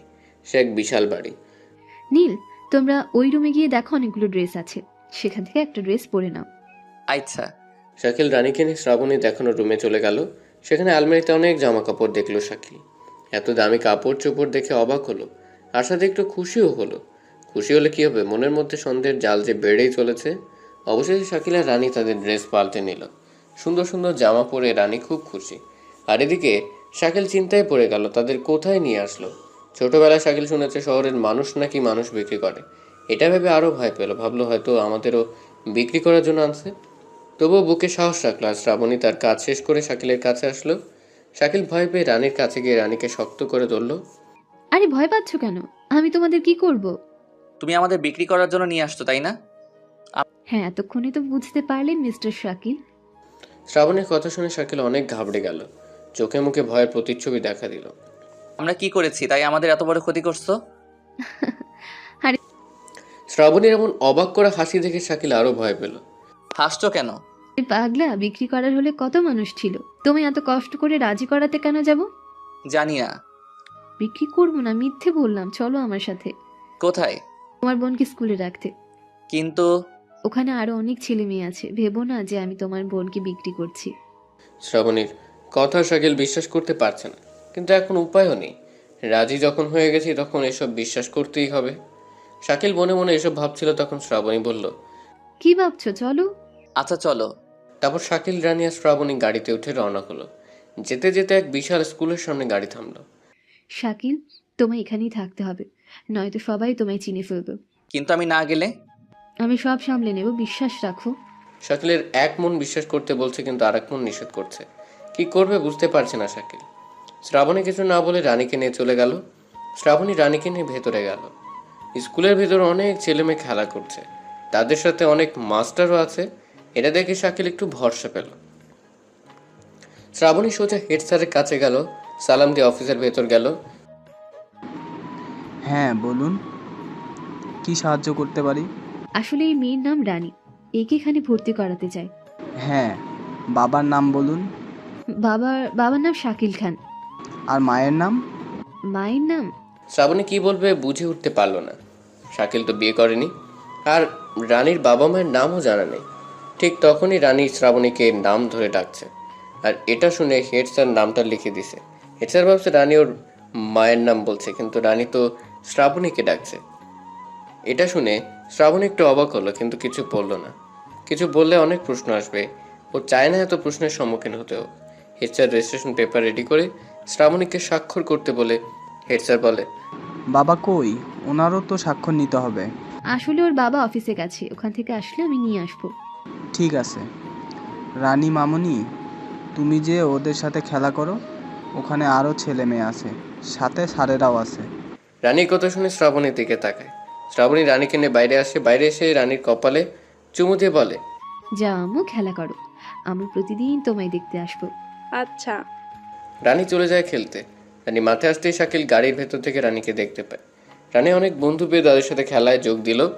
শ্রাবণী সোজা এসে গাড়িতে উঠে পড়ল। ধন্যবাদ। কেন? এমনিতেই। তুমি এখনো বিশ্বাস করতে পারোনি, তাই না? আচ্ছা চলো, ড্রাইভার গাড়ি নিয়ে নীল স্যারের বাসায় চলো। Okay madam. তারপর তারা নীলের বাসায় রওনা দিল। কিছুক্ষণের মধ্যে নীলের বাসায় চলে এলো। শাকিল চোখ তুলে দেখে হিয়া বড় এক বাড়ি। বাড়ি নয় তো, একদম রাজমহল, চারদিকে সুন্দর করে সাজানো। এটাই নীল স্যারের বাসা। ও, কিন্তু তোমায় ভেতরে কেমনে নিয়ে যায়? তোমায় দেখলে সবাই তো নীল মনে করবে। আমি যাব ভিতরে। শ্রাবণী ভাবতে ভাবতে একটা বুদ্ধি পেল। গাড়িতে ড্রাইভারের একটা ড্রেস ছিল, চায়নার হিরোরা যেমন মাথায় টুপি দেওয়া কাপড় পরে না, ঠিক তেমন। শ্রাবণী ওটা নিয়ে শাকিলকে বলল, এটা পরে নাও। এখানে? আচ্ছা আমি বাইরে যাচ্ছি। শ্রাবণী গাড়ি থেকে নেমে বাইরে দাঁড়ালো, আর সেই হেড স্যারের কথা মনে হলো। বারবার ভাবতে লাগলো, রানীর বাবা শাকিল হলে আর মা আমি হলে শাকিল আমার কে হয়। মনের মধ্যে সব প্রশ্ন জাগতে লাগলো শ্রাবণীর। কিন্তু আবার ভাবলো, শাকিল তো এখন নীল, নীলের স্ত্রী সন্তান তো শাকিলের হবে, মানে শাকিল তো অন্য কারো। ওসবে মন দিবে না বলে ঠিক করলো শ্রাবণী। কিন্তু মনকে তো আর বালি চাপা দেওয়া যায় না। এসব ভাবতেই শাকিল ভেতর থেকে ডাক দিল। শ্রাবণী গাড়িতে উঠে বসলো, আর জামার সেই টুপিটা মাথার উপর তুলে দিল। এবার কি করব? এই নাও, মাস্কটা পরে নাও। শাকিল মাস্ক পরে নিল। শ্রাবণী নিজেই সানগ্লাস পরে নিল। এখন শাকিলকে দেখলে কেউ সহজে চিনতে পারবে না। কালো জাম্পার গায়ে জাম্পারের টুপি মাথায়, মুখে মাস্ক আর চোখে সানগ্লাস। একদম অন্য মানুষ হয়ে গেছে। এখন তোমায় দেখে রানীও চিনতে পারবে না। ভালো। চলো ড্রাইভার, তুমি কিন্তু সব জানো, তোমায় বিশ্বাস করি বলে সাথে রেখেছি। ম্যাডাম, আমিও চাই নীল স্যারের খুনির শাস্তি হোক, আর আপনারা নির্ভয়ে থাকতে পারেন। আমার জীবন গেলেও কাউকে বলবো না। হুম। শ্রাবণী আর শাকিল গাড়ি থেকে নেমে গেটের সামনে গেল। গেটের সামনে অনেকগুলো দারোয়ান, আর যন্ত্রপাতির অভাব নেই। কার্ড ছাড়া বাসার ভিতরে কেউ যেতে পারে না। যেহেতু শ্রাবণী নীলের অ্যাসিস্ট্যান্ট ছিল, তাই তার কাছে কার্ডও ছিল। কার্ড দেখাতেই তারা পথ ছাড়লো। শ্রাবণী আর শাকিল সামনে এগোতে লাগলো। শাকিল বাড়ির চারপাশে চোখ দিল। চারপাশে গুলি হাতে নিয়ে মানুষ দাঁড়িয়ে আছে, বিভিন্ন ফুলের গাছে ভরপুর। গেট থেকে প্রায় 2 থেকে 3 মিনিট হাঁটলেই বাসার গেট পাওয়া যায়। শ্রাবণী আর শাকিল চলে এলো। কলিং বেল বাজাতে একজন যুবক এসে দরজা খুলে দিল। শ্রাবণীকে চিনতে পারতেই যুবকটা ভেতরে আসতে বলল। শাকিলকে অবস্থায় কেউ চিনতে পারলো না। শাকিল দরজা দিয়ে ঢুকলো। বাইরে থেকে বাড়িটা যত সুন্দর লাগে, ভেতরে তার থেকে বেশি সুন্দর। শাকিল তো চোখ ফেরাতেই পারে না। দামি দামি জিনিসপাতি, সব খেলনা, ফুলের টব, আরও কত কি। শ্রাবণী শাকিলকে নিয়ে নীলের স্ত্রীর কাছে গেল। নীলের স্ত্রীর নাম ছিল জান্নাত। শ্রাবণী তাকে আপু বলে ডাকতো। তো জান্নাত তার ছেলেকে নিয়ে মন মরা হয়ে বসেছিলেন। আর দেয়ালে ঝুলছিল নীলের ফটো। শাকিল আশেপাশে দেখতে দেখতে হঠাৎ ওই ফটোটায় চোখ পড়ে। চোখ পড়তেই শাকিল একটু চমকে উঠল। এখন একটুখানি বিশ্বাস হলো কে? শ্রাবণীকে। ও আপু কেমন শ্রাবণী, আছো? তুই? আলহামদুলিল্লাহ ভালো, তুই কেমন আছিস? আমি আলহামদুলিল্লাহ ভালো। এটা কে? আমার বন্ধু, এদিক দিয়ে যাচ্ছিলাম, তাই ভাবলাম তোমাদের সাথে একটু দেখা করে যাই। ভালো, তা চাকরি কি পেলি? কেন? তোর ভাইয়া তো আর নেই, তা তুই কি করবি? ওসব কথা বাদ দাও, আন্টি কই? রুমে দেখ। আচ্ছা শাকিল, আসো। শ্রাবণী শাকিলকে সাথে করে নিয়ে পাশের রুমে চলে গেল। পাশের রুমে এসে দেখে নীলের মা নীলের ফটো নিয়ে কান্না করছিল। শ্রাবণী তাদের সাথেও কথা বলল। এসব দেখে শাকিল পুরো অবাক। শ্রাবণী যা যা বলেছে সব ঠিক। শাকিলের কাছে শ্রাবণীর সব কথা সত্যি বলে মনে হলো। তারপর বিদায় নিয়ে আবার গাড়িতে এসে বসলো। এবার এগুলো খুলো। হুম।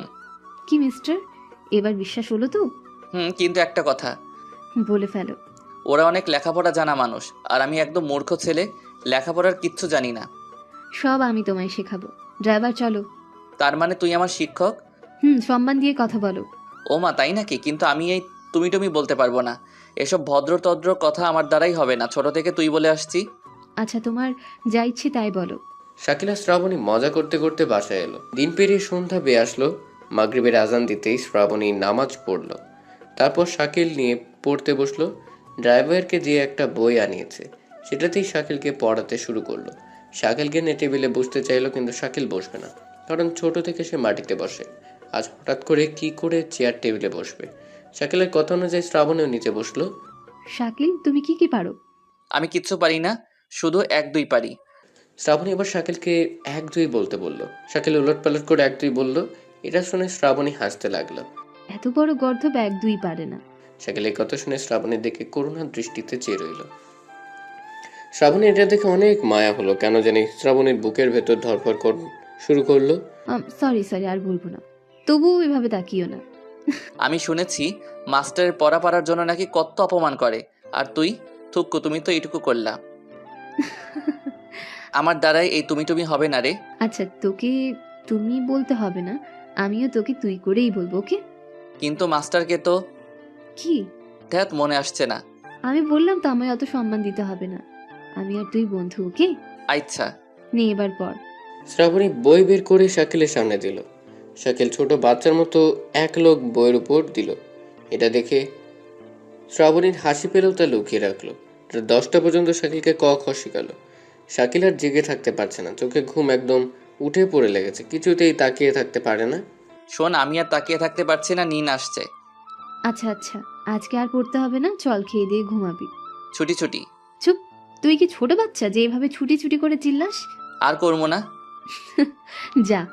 তারপর শ্রাবণী শাকিলকে নিচে নিয়ে এসে রান্নাঘর থেকে খাবার নিয়ে এসে শাকিলকে খাবার দিল। কিন্তু শাকিল কিছুতেই উপরে বসে খাবে না। তাই শ্রাবণী আর জেদ না করে শাকিলের সাথে নিচে বসে খেতে লাগলো। খেতে লেগে শাকিলের রানীর কথা মনে হলো। অন্যদিনে রানীকে আগে খাইয়ে তারপর শাকিল খেত, কিন্তু আজ রানী শাকিলের থেকে অনেক দূরে। ওর জন্য একটু মন খারাপ হলো শাকিলের। কিরে, কি হলো? খাচ্ছিস না কেন? কিছু না। রানীর কথা মনে হচ্ছে, তাই না? ও আমার সাথে বসে খেত, একটু খাবার নিয়ে দুইজন খেতাম। জানি না রানী খাচ্ছে নাকি খাচ্ছে না। চিন্তা করিস না, রানী ওখানে অনেক খুশি থাকবে। খাবারের কোনো চিন্তা নেই। কিন্তু ওকে কখনো চোখের আড়াল করিনি। মন খারাপ করিস না, কালকে তো আবার দেখতে পাবি। শাকিল আর কিছু বলল না, চোখের পানি মুছে নিয়ে খেতে লাগলো। শ্রাবণী শাকিলের দিকে কিছুক্ষণ তাকিয়ে থেকে সেও খেতে লাগলো। খাওয়া দাওয়া শেষ করে শাকিলকে বলল, শোন, তুই এখানে ওই রুমটাই শুয়ে পড়িস। তুই? গাধা, একবারই তুই আর আমি থাকলে অনেকে অনেক কিছু বলবে। কিন্তু আমি আর তুই তো বন্ধু, খারাপ কিছু তো করছি না। তুই বুঝবি না, চুপচাপ শুয়ে পড়, সকালে আবার পড়তে বসতে হবে। হুম। তুই যে গাধা বলা যায় না, আবার মাটিতে শুয়ে পড়বি। তো কোথায় শুব? আয় আমার সাথে। শ্রাবণী শাকিলকে নিয়ে গিয়ে একটা রুমে ওকে খাটের উপর শুয়ে দিয়ে শ্রাবণীর বাসায় চলে গেল। শাকিল নীলার কথা ভাবতে ভাবতে ঘুমিয়ে গেল। সকালে উঠে দেখে সূর্য বেরিয়ে গেছে। পাশে হাত দিয়ে দেখে রানীও নাই, রকিও নাই। শাকিল খুব ভয় পেয়ে গেল। একটু পর মনে হলো সে তো আর রেলানের পাশে নেই। কিছুক্ষণ পর শ্রাবণী আসলো আর হাত মুখ ধুতে বলে সে নাস্তা রেডি করলো। তারপর দুজন নাস্তা করে আবার পড়তে বসলো। সকাল 9টা পর্যন্ত পড়লো। এরপর শাকিল রানীর কাছে যেতে চাইল। শ্রাবণী সেই তখনকার মতো আবার শাকিলকে ওসব ড্রেস পরিয়ে দিল যাতে কেউ চিনতে না পারে। এরপর ড্রাইভারকে নিয়ে চলে গেল রানী স্কুলে। ওখানে সে দেখে রানী অন্যদের সাথে খেলতেছে। শাকিল, রানীর সামনে যেও না, ওর মন খারাপ হবে। এখন দেখো কত খুশি আছে। বোনের খুশির কথা ভেবে সামনে গেল না, গাড়ি থেকে দেখে আবার চলে এলো। এভাবে দিন কাটতে লাগলো। রাত দিন সমান করে শ্রাবণী শাকিলকে পড়ানো শেখাতে লাগলো আর শাকিলও মন প্রাণ দিয়ে পড়তে লাগলো। 2-3 দিন পর পর রানীকে দেখতে যায় শাকিল। এদিকে শ্রাবণী আস্তে আস্তে শাকিলের প্রতি দুর্বল হতেই থাকে। হাজার নিষেধ করে শ্রাবণীর মন মানে না, বারবার শাকিলকে কাছে চায়, কিন্তু শাকিলের থেকে অনেক দূর। কারণ শাকিল নীলার দেওয়া কষ্ট আর অপমান এখনো ভুলেনি। রাত হলেই তাকে সেই কষ্ট আর অপমানগুলো এসে আঘাত করে। দিন দিন শাকিল আস্তে আস্তে একটু মডার্ন হতে লাগছে। এর পেছনে শ্রাবণীর পোড়া হাত রয়েছে। শ্রাবণী শাকিলকে সব শেখায়, খাবার থেকে জামা কাপড়, কাগজপত্র, বড় বড় লোকদের সাথে কেমনে কথা বলতে হয়, এসব একদম নীলের স্টাইল অনুসরণ করে। শ্রাবণী নীলের অ্যাসিস্ট্যান্ট থাকায় নীলের সকল স্টাইল সে জানতো। সে কী করতো, কি না করতো, কার সাথে কেমনে কথা বলতো, সব। আর এসব কিছু শ্রাবণী শাকিলকে শেখালো যাতে সবাই বুঝতে পারে এটাই নীল। শাকিল, তুই হাফ নীল হয়ে গেছিস, এখন নীল স্যারের জায়গায় তুই নিতে পারিস। কিন্তু শ্রাবণী কোনো সমস্যা হলে? সমস্যা হলে আমি তো পাশে আছি, আমি সব সময়ই তোর পাশে থাকবো, বুঝলি? এবার প্রথমে নীল স্যারের বাসায় চল। কিন্তু নীলের বউ তো আমায়। এই কথা শুনেই শ্রাবণীর মন খারাপ হয়ে গেল। শাকিলকে অন্য কারোর সাথে সে কি করে দেখবে। কিরে, কি হলো? কই কিছু না তো, চল। চল। শাকিলকে নীলের মতো করে জামা কাপড় পরিয়ে দিল আর নীলের বাসায় ফোন করে বলল নীলকে নিয়ে আসছি। নীল ফেরার কথা শুনে নীলের বাসার সবাই খুব অবাক হলো। সবাই ভাবতে লাগলো এটা কি করে সম্ভব। অপেক্ষা করা ছাড়া তাদের কিছু করার নেই, তাই সবাই অপেক্ষা করতে লাগলো। এরপর শ্রাবণী আর শাকিল নীলের বাসার উদ্দেশ্যে রওনা হলো আর কিছুক্ষণের মধ্যে এসে হাজির হলো। এই শোন না। কি? আমার না খুব ভয় করছে। আরে ভিতুরাম, কিচ্ছু হবে না, চল না। আচ্ছা, তুই যখন বলছিস। তারপর শাকিল আর শ্রাবণী গাড়ি থেকে নামলো। দাঁড়ান শাকিল দেখে অবাক হলো, অবাক হয়ে স্যালুট করলো আর গেট খুলে দিল। ওরা দুজন চলে গেল। প্রথমে ঢুকতেই নীলের মায়ের সাথে দেখা। ভেতরে আসতেই দেখলো সবাই ড্রয়িং রুমে বসে আছে। শাকিলকে দেখে একদম সেই শখ গেল। সবাই শাকিলকে নীল মনে করলো। সবাই একসাথে প্রশ্ন ছুড়ে মারলো শাকিলের দিকে। বাবা নীল, তুই? হ্যাঁ। এই প্রথম কোনো মা শাকিলের শরীরে হাত দিল, মায়ের মমতা দিল, মিষ্টি মতো ডাক শোনালো। নীলের মায়ের স্পর্শ পেয়ে শাকিলের যেন মনে হলো শাকিল তার হারানো মাকে ফিরে পেল। আর থামতে না পেরে বলে দিল, মা। হ্যাঁ বাবা, তুই এতদিন কোথায় ছিলি? আন্টি, নীল এতদিন শহরের বাইরে ছিল। হ্যাঁ মা, আমার অ্যাক্সিডেন্ট হবার পর আমি নদীতে পড়ে যাই আর সেখান থেকে এক জেলের বাসার সামনে চলে যাই। জেলে আমায় বাসায় তুলে হাতে পায়ে তেল দিয়ে ডাক্তার ডাকে। পর আমি টানা 6 দিন অজ্ঞান হয়ে থাকি। জ্ঞান ফেরার পর জেলেরা আমায় আস্তে আস্তে সুস্থ করে তোলে। কিন্তু পুলিশ তো বলছিল তারা নাকি তোর লাশ পেয়েছে। এটা কি করে সম্ভব? জীবিত মানুষের লাশ কোথায় পাবে? ওটা হয়তো অন্য কারো। তুই ফিরে এসেছিস, এটাই আমার কাছে অনেক। নীলের মা শাকিলকে বসালো। অনেকদিন পর ছেলে ফিরেছে, আদর সোহাগে ভরে দিল। হাজার হলো সন্তান বলে কথা, কিন্তু শাকিল খেয়াল করলো নীলের স্ত্রী নীলের কাছে আসে না। দূর থেকে কেমন করুণা দৃষ্টিতে তাকিয়ে আছে। শাকিল তো পড়লো মহা বিপদে। শাকিল এবার শ্রাবণীর দিকে তাকালো। শ্রাবণী ইশারায় ওর দিকে তাকাতে মানা করলো। নীলের মা শাকিলকে খেতে দিল। দূরে দাঁড়িয়ে আছে নীলের স্ত্রী আর এক ছোট্ট ছেলে। কিন্তু মুশকিল হলো, নীলের ছেলের নাম শোনা হয়নি শাকিলের। এবার কি হবে? এবার তো পাক্কা ধরা খাবে। শাকিল এদিক ওদিক তাকিয়ে এক জায়গায় দেখতে পেল লেখা আছে জিহাদ। শাকিলের বুঝতে আর বাকি রইল না যে নীলের ছেলের নাম জিহাদ। জিহাদ শাকিলের কাছে আসতে যাচ্ছে, কিন্তু ওর মা ধরে আছে। এটা দেখে শাকিল বলল, জিহাদ বাবু, এসো এসো। ধ্যাত, আজ ক্যাডবেরি আনতে ভুলে গিয়েছি। সরি বাবা, এই যে কান ধরলাম আর ভুলবো না। এ কথা শুনে জিহাদ একটু মুচকি হাসি দিয়ে সব বাধা পেরিয়ে চলে গেল। কিন্তু নীলের স্ত্রীর মনের মধ্যে সন্দেহ এসে বাসা বাঁধল। জান্নাত কিছুতেই সেটা পার করতে পারছে না। মনের মধ্যে কিছু একটা বাধা দিচ্ছে। নীলের মা শাকিলের জন্য খাবার এনে দিল। শাকিল পেট পুড়ে খেলো। শাকিলের যেন মনে হলো ওর মায়ের হাতে রান্না খাচ্ছে। কোনোদিন তো মায়ের হাতে রান্না খায়নি, তাই জানেও না। তবে নীলের মাকে শাকিলের মনে ধরলো, নিজের মায়ের জায়গাটা দিল। অনেকক্ষণ বসে থেকে গল্প করলো। এবার জান্নাত শাকিলকে ডাকলো। শাকিল ভয়ে ভয়ে জান্নাতের কাছে আসলো। আর এদিকে শ্রাবণী বেলুনের মতো ফুলছে। এটা সে মানতেই পারছে না। শাকিল রুমে ঢুকতে জান্নাত এসে দরজা লাগিয়ে দিল। এটা দেখে তো শাকিল আরো শেষ। কি করবে বুঝে উঠতে পারলো না। তুই কি সত্যিই নীল? জান্নাতের মুখে এমন অবাক করার কথা শুনে শাকিল অবাক হলো। তাহলে কি জান্নাত সব জেনে গেছে? তাহলে তো আমার রক্ষে নেই। বয়সের সাথে সাথে এসব চিন্তা ভাবনা মাথায় ভিড় জমালো শাকিলের। কি হলো? তোর কি মনে হয়? এই, তুমি কি সব ভাষা বলছো? আগে তো এসব একদম বলতে না। না মানে আসলে জেলেদের ভাষায় তুই তোকার, ওখান থেকে আমিও শিখে গেছি। ও, আমার মনে হলো তুমি আত্মা টাত্মা নও তো। কি আমি আত্মা, তাই না? আচ্ছা আমি গেলাম, তুমি থাকো। একদম আগের মতোই রাগিয়ে আছো। জান্নাতের কথা শুনে শাকিল আবার অবাক হলো। শাকিল জানতোই না যে নীল রাগে ছিল। তুমি জানো, যেদিন পুলিশ বলেছে তুমি আর নেই, সেদিন আমি অনেক অনেক কেঁদেছি। তোমার কাছে চলে যেতেও চেয়েছিলাম। কি বলছো? হুম। জান্নাত, আমার কাজ আছে, পরে কথা হবে। তোমার কাজ আর কাজ, ধ্যাৎ। শাকিল কোনো রকম বাহানা দিয়ে সেখান থেকে চলে আসে। নীলের মাকেও কোনো না কোনো বাহানা দিয়ে শ্রাবণীকে নিয়ে চলে এলো। শাকিল শ্রাবণীর হাত ধরে টেনে এনে গাড়িতে বসলো। কি করছিস? কেউ দেখলে কি বলবে? তাতে আমার কিচ্ছু যায় আসে না। পাগল হলি নাকি? আমি এটা পারবো না। এমন করে মানুষের ইমোশনাল নিয়ে খেলতে পারবো না। আমার দ্বারা এটা হবে না। কি বলছিস এসব? হ্যাঁ ঠিকই বলছি। তুই কেন এমন একটা জঘন্য কাজ করতে চাচ্ছিস একটু বলবি? আমি শুধু এই পরিবারকে বাঁচাতে চাই। কি জন্যে? নীল স্যারের যত প্রজেক্ট, যত সম্পদ, যত টাকা সব এখন ওই রাফিক হাতাতে চায়।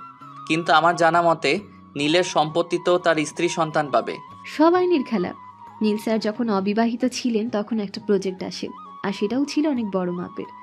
তখন স্বাক্ষর করতে হয় যে নীল স্যার এই অবস্থায় মারা গেলে তার সকল জায়গা, জমি, টাকা পয়সা সব সরকারের নামে হবে। এটা ছিল রফিকের চালাকি করে তাকে স্বাক্ষর করে নেয় তাতে। আর বিয়ের পর নীল স্যার যেদিকে কোনো খেয়াল দেননি। এখন স্যার মারা যাওয়ার পর রফিক চৌধুরী সেটাকে প্রধান অস্ত্র হিসেবে ব্যবহার করছে। এটা তো অন্যায়। আইন তো এটাকে মানবে না। আইন শাকিল, এখানকার আইন সবার পকেটে থাকে। যা যত টাকা তার কাছে তত আইন। কিন্তু আমি কি করতে পারি? তুমি যে নীল হয়ে বাসা থেকে ঘুরে আসলে, এটা মিডিয়া জানবে, আর সাথে রফিক চৌধুরীও জানবে। এটাই হবে আমার অস্ত্র। আমার এসব কিছু ঠিক মনে হচ্ছে না। একটা পরিবারের সাথে এমন মিথ্যে অভিনয়, তাদের ইমোশনাল নিয়ে খেলা ঠিক নয়। আমি পারবো না। তুই শুধু তাদের ইমোশনাল দেখলি, তাদের জীবন যে বিপদে পড়ে আছে এটা দেখলি না। ওই রফিক এতদিন ধরে নীল স্যারের প্রতি রাগ পুষে রেখেছে। এখন কি এত সহজে তার পরিবারকে ছেড়ে দেবে? আমরা অন্য রাস্তায় ব্যাক করব। হবে না, কোনো রাস্তা নেই। আমি সব দিকে চেষ্টা করেছি, আর তুই এখন নীল প্রমাণ হয়ে গেছিস। যখন তারা জানতে পারবে যে তাদের সাথে এমন অভিনয় করা হয়েছে, তখন তাদের কতটা কষ্ট হবে ভেবেছিস? তখন কষ্ট নয়, আমাদের প্রতি ঘৃণা হবে। তাই আমি আর তুই ওদের থেকে অনেক দূরে চলে যাব। অন্তত তারা তো সেফ থাকবে। তুই নীলের জন্য কেন এত কিছু করছিস? জীবনে প্রথম কাউকে ভাইয়া বলে ডাকতে পেরেছি। আমার কোনো ভাই ছিল না। আমি জন্ম হওয়ার পর আমার মায়ের একটা অসুখ হয়, আর ডাক্তার বলে আম্মু আর সন্তান নিতে পারবে না। নিতে চেষ্টা করলে মারা যেতে পারে। এই ভয় আর সন্তান নিইনি। ভাই বাবার খুব ইচ্ছে আমার ছোট থেকে। একটা ভাই থাকলে তাকে ভালোবাসতাম, খেলতাম। কিন্তু বড় হয়ে কারণ জানতে পারি। একদিন রাস্তা দিয়ে যাচ্ছিলাম, হঠাৎ কয়েকটা লোক আমায় ঘিরে ধরে। তখন আমি ক্লাস 10-এ পড়ি। আমি ভয়ে একদম কান্না শুরু করে দেই। সেই দিক দিয়ে নীল স্যার যাচ্ছিল। আমার এই অবস্থা দেখে গাড়ি থেকে নেমে আমায় সেই লোকগুলোর হাত থেকে বাঁচায় আর বলে, বোন তোর আর কিচ্ছু হবে না, আমি আছি। সেদিন আমি খুব খুশি হই। নীল স্যার আমায় আমার বাসায় নিয়ে গিয়ে নামিয়ে দিয়ে আসেন। তারপর প্রায় আমাদের বাসায় যেত। একদিন আমি জানতে পারি স্যারেরও নাকি বোন নেই, তাই আমি ভাইয়া বলে ডাকি। নীল স্যার আমায় বোন বলে মাথায় হাত বুলিয়ে দেয়। আস্তে আস্তে ভাই বোনের সম্পর্ক বেড়ে যায়। আমাদের নিয়ে আসতে চাইছিল নীল স্যারের বাসায়, কিন্তু আমি রাজি হইনি। আমি বলি, আজ থেকে 3 বছর পর আমি তোমাদের বাসায় যাব একেবারে। ভাইয়াও রাজি হয়। এসএসসি পাশ করতে আমায় চাকরি দেয় ভাইয়ার অ্যাসিস্ট্যান্ট হিসেবে। আমি স্যার বলেই ডাকতাম। অবশ্য এটার জন্য অনেক বকাও খেয়েছি। কেন?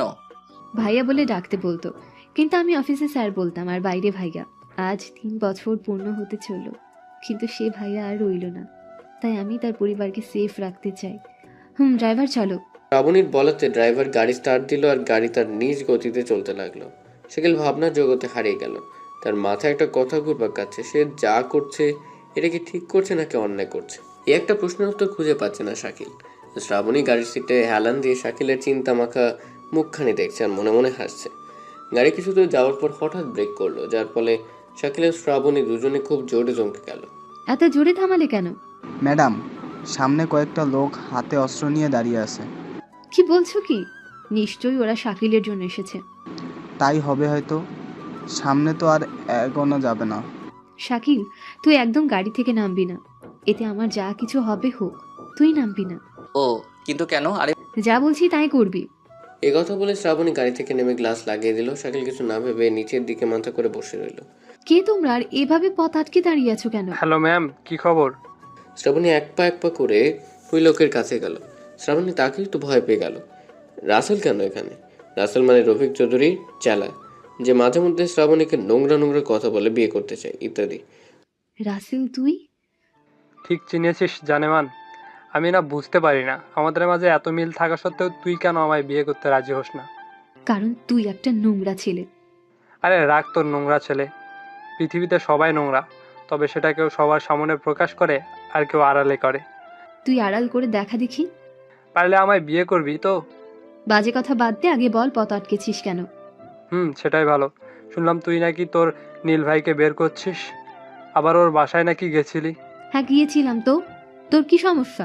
তোর মাথায় মনে হয় পুরোই গেছে। নীলকে তুই পাবি কোথায়? ও তো কি? ও কি? বল, ও কি? না কিছু না। বল। অনেকক্ষণ হলো শাকিল গাড়িতে একা একা বসে আছে, কিন্তু এখনো শ্রাবণীর আসার কোনো নাম কথাই নেই। মাথা তুলতেই সামনে চোখ পড়ল আর দেখলো শ্রাবণীর হাত ধরে একটা ছেলে টানাটানি করছে, আর তার পাশে বেশ কয়েকজন গুন্ডা দাঁড়িয়ে আছে। এটা দেখে শাকিল আর থাকতে পারলো না। সামনে কার দরজা খুলে শাকিল বের হলো, আর তখন শাকিলের কানে আসলো, চলো সোনা, আজ তোর সাথে বাসর করব। ছাড় আমায়, ছাড় বলছি। এই তোরা কি দেখছিস? হাত পা বেঁধে গাড়িতে ওঠা। তো কেন? আরে ভাই এত তাড়া কিসের? গাড়ি তো আমারও আছে। শাকিলের কথা শুনে শ্রাবণী সবাই কিছুটা অবাক হয়ে পেছনে তাকালো। রাসেল তো একদম শক খেলো। নীল এখানে কি করে আসলো? এটা কেমনে সম্ভব? রাসেলের মাথায় এসব প্রশ্ন জাগতে লাগলো। গাড়ি আমারও আছে, শুধু মেয়েটাকে তুলতে হবে, তাহলে আমার গাড়ি পরিপূর্ণ হবে। এই কে তুই? চিনতে পারছিস না কে এটা? তোরা আগে থেকেই বোকা। আর হ্যাঁ, বিশ্বাস না হলে ওর হাতের একটা ঘুষি দিয়ে দেখতে পারিস। এই নকল নীল, আমি জানি তুই নীল না। আচ্ছা বল তো, প্লাস্টিক সার্জারি করেছিস নাকি মুখোশ? প্লাস্টিক সার্জারি করলে তো নীলের প্রয়োজন হতো, নীল তো তোদের কাছে নাই। আচ্ছা তুই এতটা কনফার্ম হয়ে কেন বলছিস যেটা নীল নয়? আমরা জানি এটা নীল নয়। নীল তাহলে কোনটা? আমাদের সোনা, তুমি তো ভালোই বুদ্ধিমান। সিআইডিতে চান্স পাওয়ার কথা ছিল। বাজে কথা বন্ধ কর। কিন্তু আমি এতটা বোকা নই। আজ তোকে ছাড়লাম জানু, এরপর ছাড়বো না, তোকে বিয়ে করেই ছাড়বো। একথা বলে রাসেল সহ তার চেলাপেলারা চলে গেল। তোর কোথাও লাগেনি তো? না, গাড়িতে চল। তারপর তারা দুজন গাড়িতে এসে বসলো। গাড়ি আবারও নিজ গতিতে চলতে লাগলো। ওরা কারা? ও একটা মাস্তান, রফিক চৌধুরীর বাম হাত। তা বুঝলাম, কিন্তু তোর সাথে কি সম্পর্ক? না মানে তোকে তো তুই বলেছিল। হ্যাঁ, আজ থেকে কয়েক বছর আগে থেকেও ও আমার পেছনে পড়ে আছে। আমায় নোংরা নোংরা অফার দেয়, খারাপ খারাপ কথা বলে। আমি যখন নীল ভাইয়াকে সব বললাম তখন নীল ভাইয়া ওকে প্রচুর মারে। তারপর থেকে ও আবার আসে, কিন্তু এবার অফার নয়, সোজা বিয়ের কথা বলে। তো করে নে, কতদিন আর একা থাকবি? মার খাবি, ওর মতো একটা মাস্তানকে আমি কখনো বিয়ে করব না। তো কাকে করবি? তোকে। হ্যাঁ? না, তোরও তো এখন বউ আছে। আচ্ছা বাদ দে, সারা জীবনে আমি বুড়ি থাকবো। আহা, এত হাসিস না, বাসায় এসে গেছি না। শাকিল আর শ্রাবণী হাসতে হাসতে বাসায় গেল। রাত হয়ে গেছে, তাই তারা খেতে বসলো। আমার মাথায় একটা জিনিস কিছুতেই ঢুকছে না। কি সেটা? রাসেল এত জোর দিয়ে কি করে বলছে যে তুই নকল নীল? ও কেমনে জানলো? কেউ হয়তো বলে দিচ্ছে, তাই। ও একটু মাথা খাটা। তুই যে শাকিল নীল নয় এটা আমি আর তুই ছাড়া কেউ জানে না। রাসেল কেমনে জানলো? তাই তো। ওর কথা শুনে মনে হচ্ছে ও নীলকে দেখেছে, তাই এত জোর দিয়ে বলতে পারছে। তার মানে নীল বেঁচে আছে? হতেও পারে আবার নাও হতে পারে। কিন্তু কি করে জানবি? সেটাই বুঝতে পারছি না। এসব ভাবতেই হঠাৎ শ্রাবণীর ফোন বেজে ওঠে। শ্রাবণ ফোন হাতে নিয়ে একটু সরে যায়।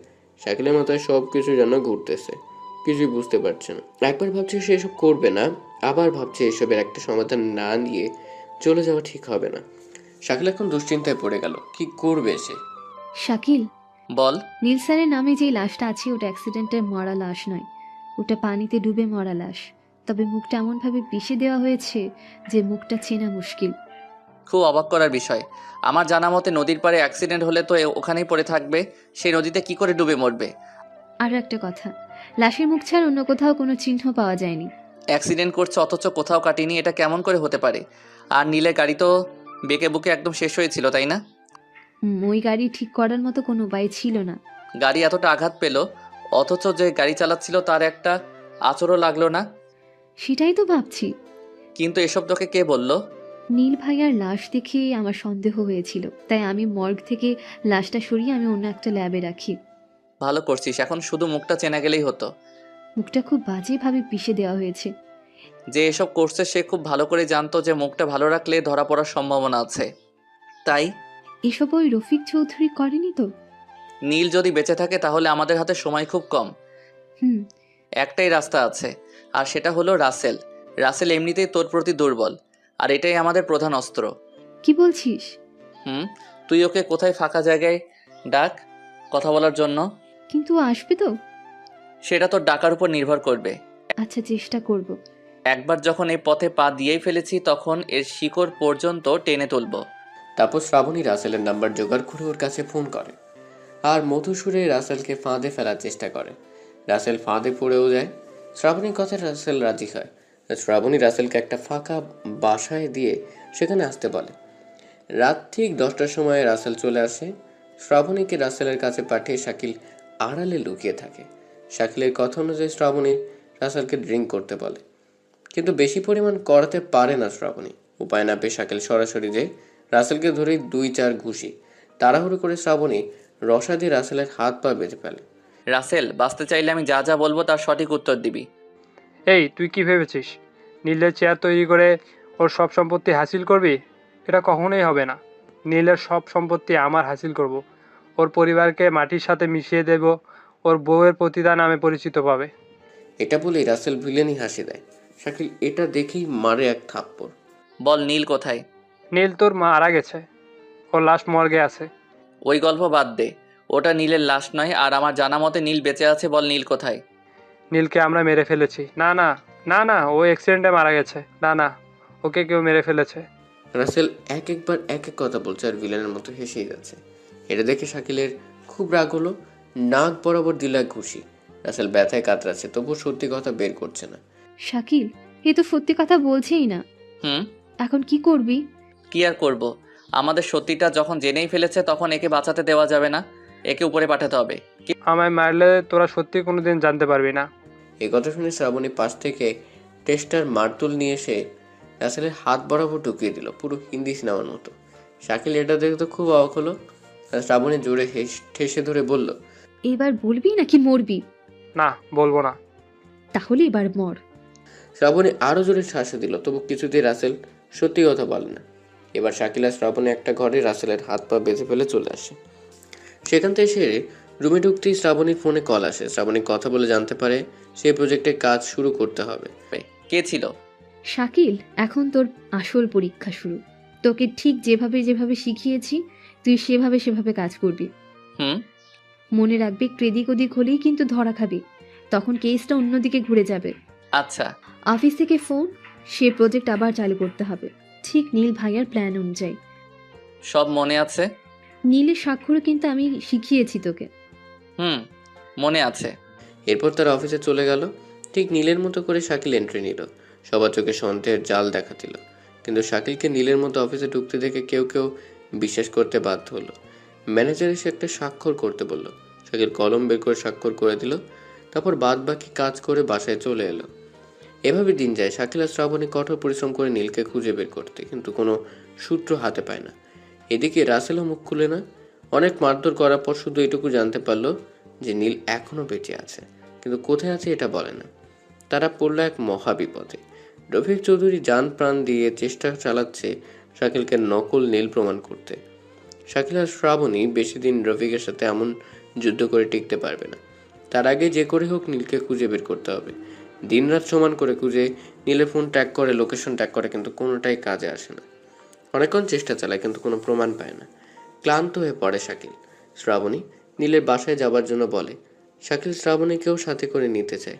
এরপর সোজা নীলের বাসায় যায়। নীলের স্ত্রীর সাথে শাকিল বেশ ফ্রি হয়ে যায়, কিন্তু নীলের বউ জান্নাত তার স্বামী ভেবে সম্মান, আদর, ভালোবাসা সব দিতে লাগে।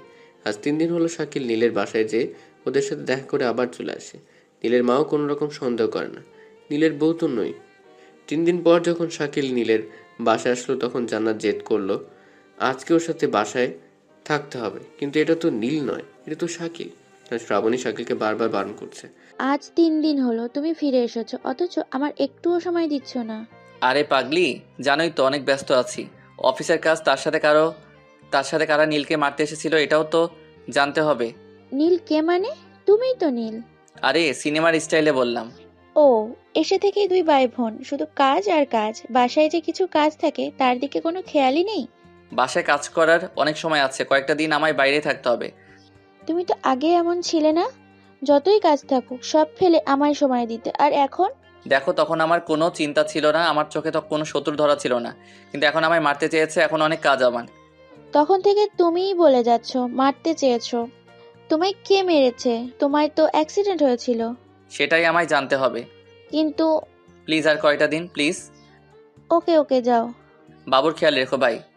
কোন রকমকে জান্নাতকে বুঝিয়ে সুঝিয়ে চলে আসে শাকিল, কিন্তু শাকিলের মনে একটা ভয় কুড়ে কুড়ে খাচ্ছিল। যখন জানতে পারবে আমি ওর নীল নই, আমি শাকিল, তখন কতটা কষ্ট পাবে নীলের মা। শাকিল এমন একটা পরিবার পেয়ে নিজের পরিচয় ভুলে যায়। ভেবে না সেই পরিবারের একজন, এই বাড়ির একজন ছেলে। নীলের মা তারও মা, কিন্তু সেই ভয়টা বারবার তাকে কষ্ট দিচ্ছে। মন খারাপ করে বাসায় আসে। তখন থেকে দেখছি তোর মন খারাপ। কি হয়েছে বলতো? না, কিছু না। আপুর কাছ থেকে আসার পর থেকে দেখছি তোর মন খারাপ। আপু কি কিছু বলেছে? শ্রাবণী, আর কতদিন এভাবে অন্যের মন নিয়ে খেলতে হবে? আমি আর পারছি না। শাকিল, আর বেশি দিন না, শুধু একবার নীল ভাইয়াকে খুঁজে বের করি, তারপর সব ঠিক হয়ে যাবে। আমাকে ওরা মাফ করবে? আমি না ওই পরিবারকে নিজের ভেবে নিয়েছি। জীবনে কোনোদিন মায়ের আদর পাইনি, কিন্তু ওই পরিবারে যে পেয়েছি। নীল ভাইয়াকে পেলে সবাই আমাদের ক্ষমা করে দেবে, তুই একদম চিন্তা করিস না। এভাবে শ্রাবণী শাকিলকে সান্ত্বনা দিয়ে রাতের খাবার বেড়ে দিয়ে শ্রাবণী তার নিজ বাসায় চলে যায়। শাকিল খাওয়া দাওয়া করে রুমে আসে। বালিশে মাথা দিয়ে দিয়ে তার পুরোনো দিনের কথা মনে পড়ে যায়। তার মধ্যে থাকে নীলা। নীলার কথা মনে হতে শাকিলের চোখ দিয়ে পানি পড়ে যায়। খুব ভালোবাসতো তাকে, কিন্তু টোকাই হওয়াতে সে তাকে আর তার ভালোবাসাকে অপমান করে তাড়িয়ে দেয়। নীলার প্রতি একরকম রাগ হয়ে যায় শাকিলের। সে তার কাছে প্রতিশোধ নিতে চায়, তার মন ভাঙার প্রতিশোধ। পরের দিন শ্রাবণীকে শাকিল সব বলে। নীলার সাথে ঘটে যাওয়া সব ঘটনা শ্রাবণীকে বলে। শ্রাবণী সব শোনার পর তার মাথার উপর আকাশ ভেঙে পড়ে। নিজের অজান্তেই শাকিলকে সে ভালোবেসে ফেলে, কিন্তু আজ জানতে পারলো শাকিলের মনে অনেক আগে থেকে একজন ঘর বেঁধে আছে। শ্রাবণী নিজের কষ্টকে আড়াল করে শাকিলকে সান্ত্বনা দেয়। নীলা এটা ঠিক করেনি। ভালোবাসা রং, টাকা পয়সা এসব দেখে হয় না, মন দেখে হয়। আমি তাকে খুব ভালোবাসতাম, জীবন দিয়ে তাকে ভালোবাসতাম, কিন্তু সে আমায় সহ আমার ভালোবাসাকে অপমান করছে। কি করতে যাচ্ছিস তুই? তোর কণ্ঠ এমন হলো কেন? আমি ওর সাথে দেখা করব, ওর মুখে টাকা পয়সা ছুঁড়ে মারবো। যেই টাকার জন্য আমার ভালোবাসাকে অপমান করছে, আজ আমি সেই টাকার উপর থাকি, এটা তাকে দেখাতে চাই। কিন্তু শাকিল, সাবধান, তুই ভুলে যাস না তুই এখন নীল হয়ে আছিস। রাজশাহীতে কেউ ঢাকার নীলকে চিনবে না, তুই চিন্তা করিস না। আমি কি যাব? না, তুই এই দিকটা সামলা। আচ্ছা, তবে কয়েকজন গার্ডকে নিয়ে যা। এরপর শাকিল BMW X1 কারটা নিয়ে রওনা হলো। কয়েক মাস পর সেই চিরচেনা শহরে প্রবেশ করলো। এরপর কি হলো সেটা তো আপনারা জানেন। শাকিল গাড়ি নিয়ে মহল্লায় গেল। সবাই অবাক হয়ে তাকিয়ে রইল। নীলার সাথে কিছুক্ষণ তর্ক হলো। চলুন আমরা বর্তমানে ফিরি। শাকিল গাড়ির সিটের সাথে মাছরা লাগিয়ে দিয়ে এসব ভাবছিল। হঠাৎ কারো ডাকার আওয়াজে শাকিল বাস্তবে ফিরে এলো। চোখ খুলে দেখে শ্রাবণী দাঁড়িয়ে আছে। শাকিল নিজেকে আবিষ্কার করলো ঢাকা শহরে। কিছু সময় লাগলো বুঝে উঠতে যে সে এখন বাসায় এসে পড়ছে। শ্রাবণী শাকিলের এমন ভাব দেখে অবাক হলো। তার চেয়ে বেশি অবাক হলো শাকিলের চোখ দুটো দেখে। শাকিলের চোখ দুটো লাল টমেটোর মতো হয়ে গেছে। নীল স্যার, আপনি ঠিক আছেন তো? সবার সামনে শ্রাবণী শাকিলকে নীল বলে ডাকে। শাকিলের সাথে যে দুজন গেছিল তারা শ্রাবণীর চাচাতো দুই ভাই ছিল। তারাও জানতো, যদিও কিছুটা সময় আগে জেনেছে। Sir, are you okay? Shakil গাড়ির সিটের সাথে মাছরা লাগিয়ে দিয়ে এসব ভাবছিল। হঠাৎ কারো ডাকার আওয়াজে শাকিল বাস্তবে ফিরে এলো। চোখ খুলে দেখে শ্রাবণী দাঁড়িয়ে আছে। শাকিল নিজেকে আবিষ্কার করলো ঢাকা শহরে। কিছু সময় লাগলো বুঝে উঠতে যে সে এখন বাসায় এসে পড়ছে। শ্রাবণী শাকিলের এমন ভাব দেখে অবাক হলো। তার চেয়ে বেশি অবাক হলো শাকিলের চোখ দুটো দেখে। শাকিলের চোখ দুটো লাল টমেটোর মতো হয়ে গেছে। নীল স্যার, আপনি ঠিক আছেন তো? সবার সামনে শ্রাবণী শাকিলকে নীল বলে ডাকে। শাকিলের সাথে যে দুজন গেছিল তারা শ্রাবণীর চাচাতো দুই ভাই ছিল। তারাও জানতো, যদিও কিছুটা সময় আগে জেনেছে। Sir, are you okay? I am okay. ভেতরে চলেন।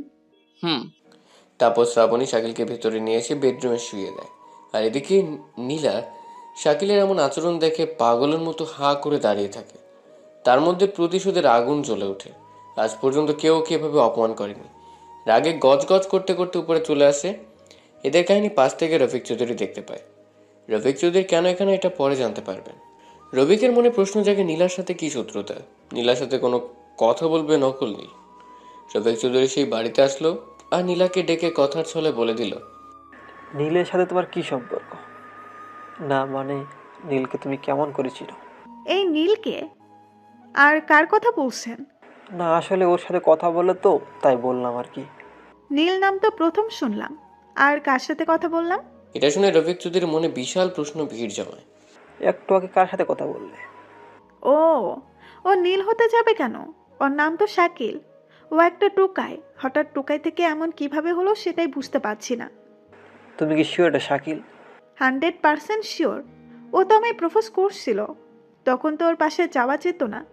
ওয়াক, কি বিশ্রী গন্ধ! আর আজও কিনা আমায় সবার সামনে অপমান করে চলে গেল। রফিক চৌধুরী নীলার কথা শুনে খুব অবাক হলো। পকেট থেকে ফোন বের করে নীলের ছবি দেখালো। এটা তো শাকিল। না, ওর নাম নীল শিকদার, ঢাকা শহরের টপ বিজনেসম্যান। এটা কি করে হতে পারে? কয়েকদিন আগে কার অ্যাক্সিডেন্টে মারা গেছে। এখন এই ছেলেটা এসে বলছে ও নাকি নীল। ও তার মানে নীলের এত সম্পত্তি দেখে লোভ সামলাতে না পেরে এখন নীল শিকদার হয়ে গেছে। নীল আর শাকিলের হুবহু এক দেখ, সেজন্য সবাই শাকিলের কথা বিশ্বাস করে। তুমি এক কাজ করো, নীলের বাসায় অ্যাড্রেস দিতেছি, সেখানে যাও। হ্যাঁ, আমি তাই করব। ওই ছোট লোকের বাচ্চাকে আমি ছাড়বো না। আমায় হুমকি দেয়, আমায় নাকি এই পথের ভিখারি বানাবে। এবার আমিও ওকে ভিখারি বানাবো। যাও। রফিক চৌধুরী নীলের অ্যাড্রেস দিল নীলাকে। নীলার সাথে সাথে গাড়ি বের করে রওনা হলো ঢাকার উদ্দেশ্যে। রফিক চৌধুরী তো অনেক খুশি, তার প্ল্যান সাকসেসফুল হয়েছে। এবার তার পথে আর কেউ থাকবে না। এদিকে শাকিল মন মরা হয়ে বসে আছে, কিছুই তার ভালো লাগছে না। শ্রাবণী শাকিলের এমন মন মরা দেখে সেও কষ্ট পাচ্ছে। শাকিলের মন ভালো করার জন্য অনেক কিছু করলো, কিন্তু কাজ হচ্ছে না। আই শাকিল, কি কি হয়েছে? কিছু তো বল। এমন মনমরা হয়ে থাকিস না প্লিজ। নীলাকে দেখে আমার পুরনো দিনের কথা মনে পড়ে গেল রে। মন খারাপ করিস না, চল আমরা রানীর কাছে যাই, তাহলে তোর ভালো লাগবে। চল। তারপর গাড়ি বের করে শাকিল আর শ্রাবণী চলে গেল রানীর কাছে। ভাইয়া। আপু কেমন আছেন ভাইয়া? আমি তো আলহামদুলিল্লাহ ভালো আছি, আপনি কেমন আছেন?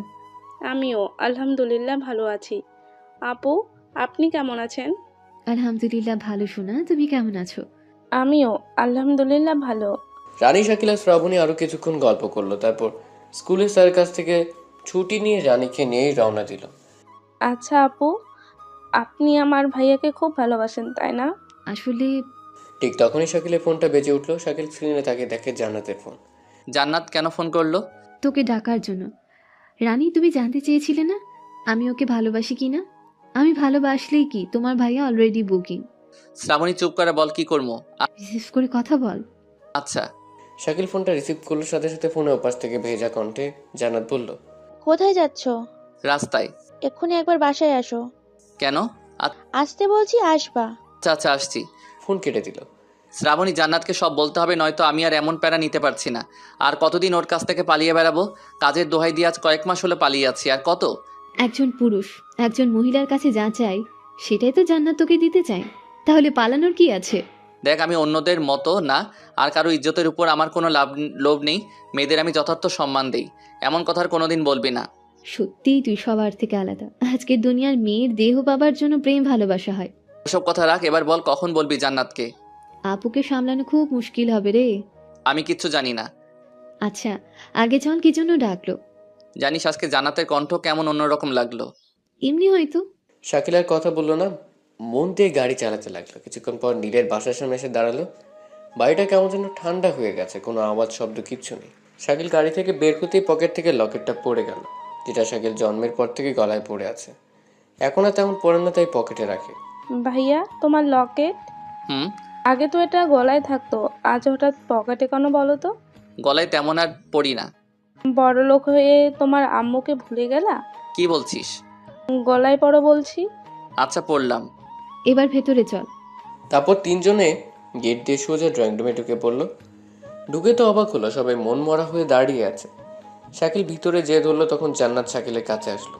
শুকনো মুখে শাকিলের দিকে তাকে ঠাস করে একটা থাপ্পড় বসিয়ে দিল। শাকিল গালে হাত দিয়ে অবাক দৃষ্টিতে তাকিয়ে আছে। আপু কি করছো? চুপ, ওর মুখে আমায় আপু ডাকবি না। কি বলছো? হ্যাঁ ঠিক বলছি। কত টাকা লাগতো তোদের? হ্যাঁ কত টাকা? আমায় বলতি, আমি দিতাম। দরকার হলে নীলের সব সম্পত্তি দিয়ে দিতাম। তোরা তো এই জন্যই এসেছিস। আপু কি বলছো? এখন ন্যাকামো করে লাভ নেই। কি হয়েছে? আমি তো কিচ্ছু বুঝতে পারছি না। আর ওকে মারলি কেন? কিচ্ছু জানিস না তাই না? হুম। একজন রাস্তার টোকাই এনে আমাদের নীল বানালি, আর আমার সব বিশ্বাস করে নিব এটাই তো ভেবেছিলি তাই না? টোকাই? এই আমার সামনে দাঁড়িয়ে আছে নকল নীল, শাকিল খান, একজন টোকাই। আর আমাদের এগুলো সম্পত্তির লোভ সামলাতে না পেরে তোরা দুজন এমন জঘন্য কাজে নেমে পড়েছিস। আরে কি বলছো? ওই নীল না, ও নীল নয়। ও যে নীল স্যার নয়, এর প্রমাণ কি আছে? এই দেখ, এই শাকিলের ভাই। যেদিন মরে সেদিন টিভিতে শাকিলের ফটো দেখা গেছে। এই ভিডিও দেখে শ্রাবণী তো একদম পাথর হয়ে গেল। এবার তো সত্যি সত্যি প্রমাণ হয়ে গেল। তোরা মানুষ না, তোরা জানোয়ার। না হলে একজনের দুঃখে ভরা মানুষের সাথে এমন খেলা খেলতি না। শাকিল আর শ্রাবণী চুপ করে দাঁড়িয়ে আছে। এই টোকাই, বল কি জন্য এমন করলি? কত টাকার দরকার বল? ওর কোনো দোষ নেই, আমার বলাতেও করেছে। তোরা তো ভালোই অভিনয় করতে পারিস। বাহ বাহ। লোকে বলে পর কোনোদিন আপন হয় না, আজ এই কথার মানে বুঝলাম। আপু তোমাদের ভালোর জন্যই আমরা এসব করেছি। কি ভালো করবি? স্বামী হারিয়ে আধ মরা ছিলাম, ছেলে হারিয়ে এক মা আধা মরা ছিল। তোরা তো আমার পুরোই মেরে দিলি। নীল ভাইয়া পিছিয়ে আছে। থাক, আর অভিনয় করতে হবে না। এবার অন্তত মরা মানুষটাকে ছেড়ে দে। আপু কি বলছো? ভাইয়া পড়েনি? বিশ্বাস করো।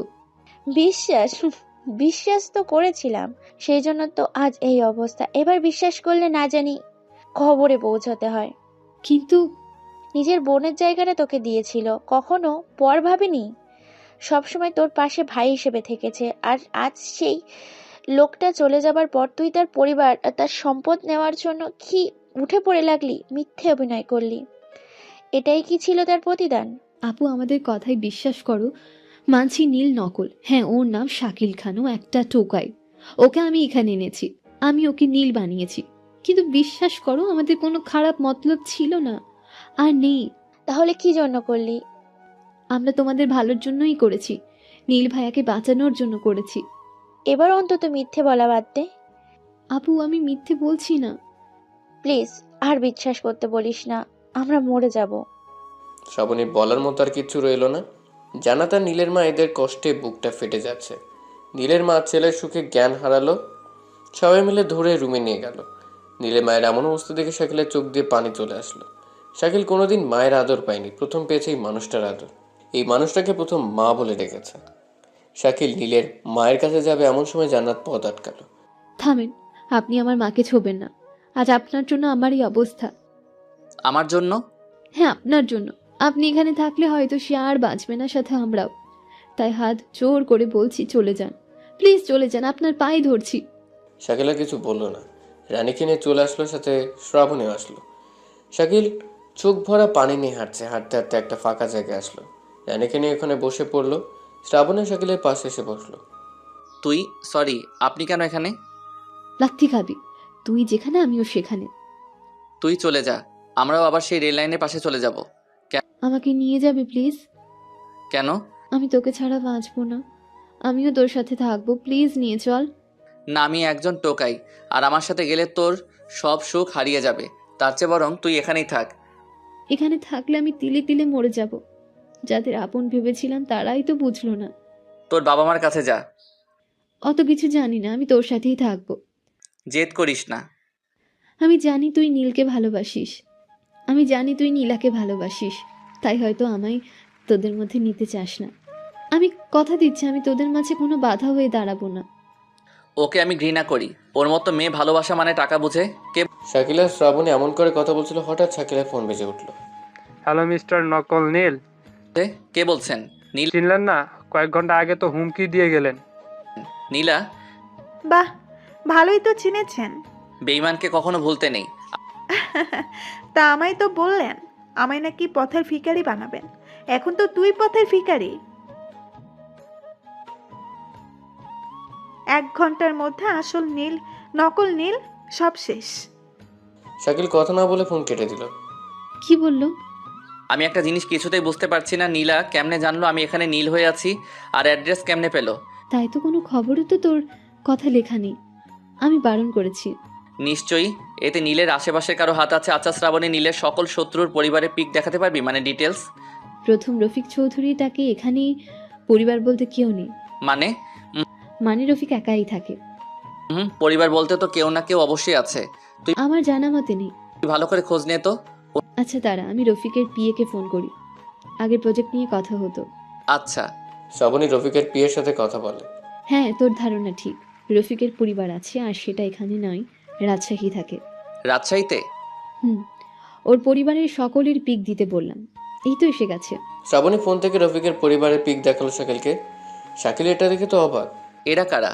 এটা রফিক, পাশেরটা ওর স্ত্রী, তার পাশেরটা ওর মেয়ে। নীলা? এটাই নীলা।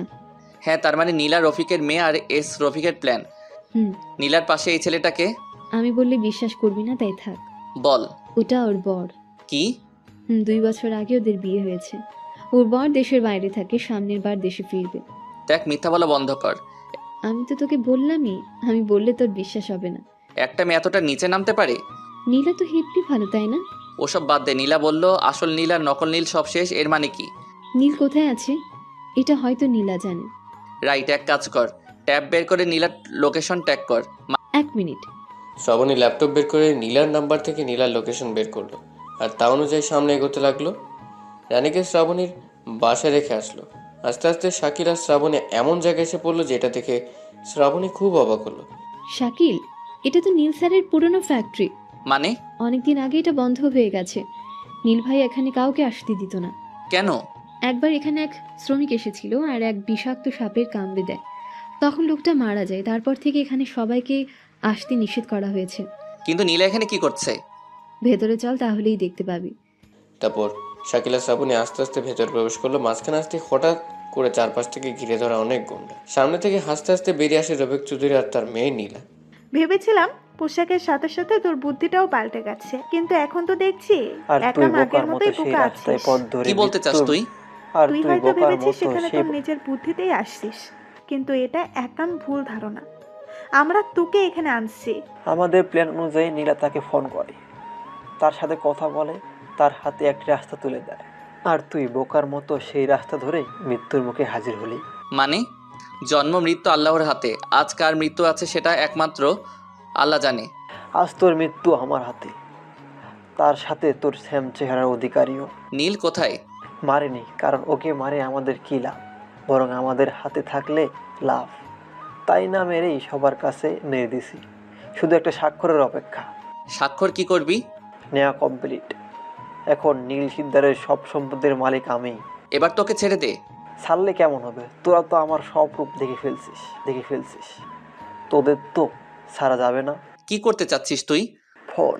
রফিক চৌধুরী পকেট থেকে ফোন বের করে সাংবাদিককে ফোন করে বলল, আজকের ব্রেকিং নিউজ, নীল শিকদারে তার সমস্ত সম্পত্তি আমার নামে লিখে দিয়ে গেছে।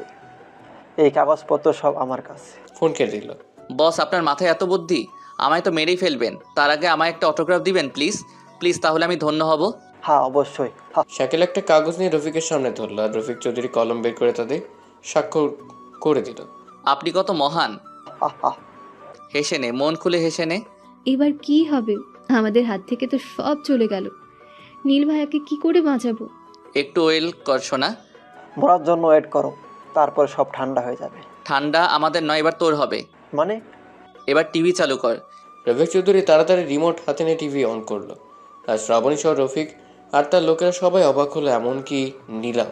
আজকের ব্রেকিং নিউজ, শহরের টপ বিজনেসম্যান নীল শিকদারের খুনিকে পাওয়া গেছে। এতদিন পর সে মুখ তুলে দাঁড়িয়েছে।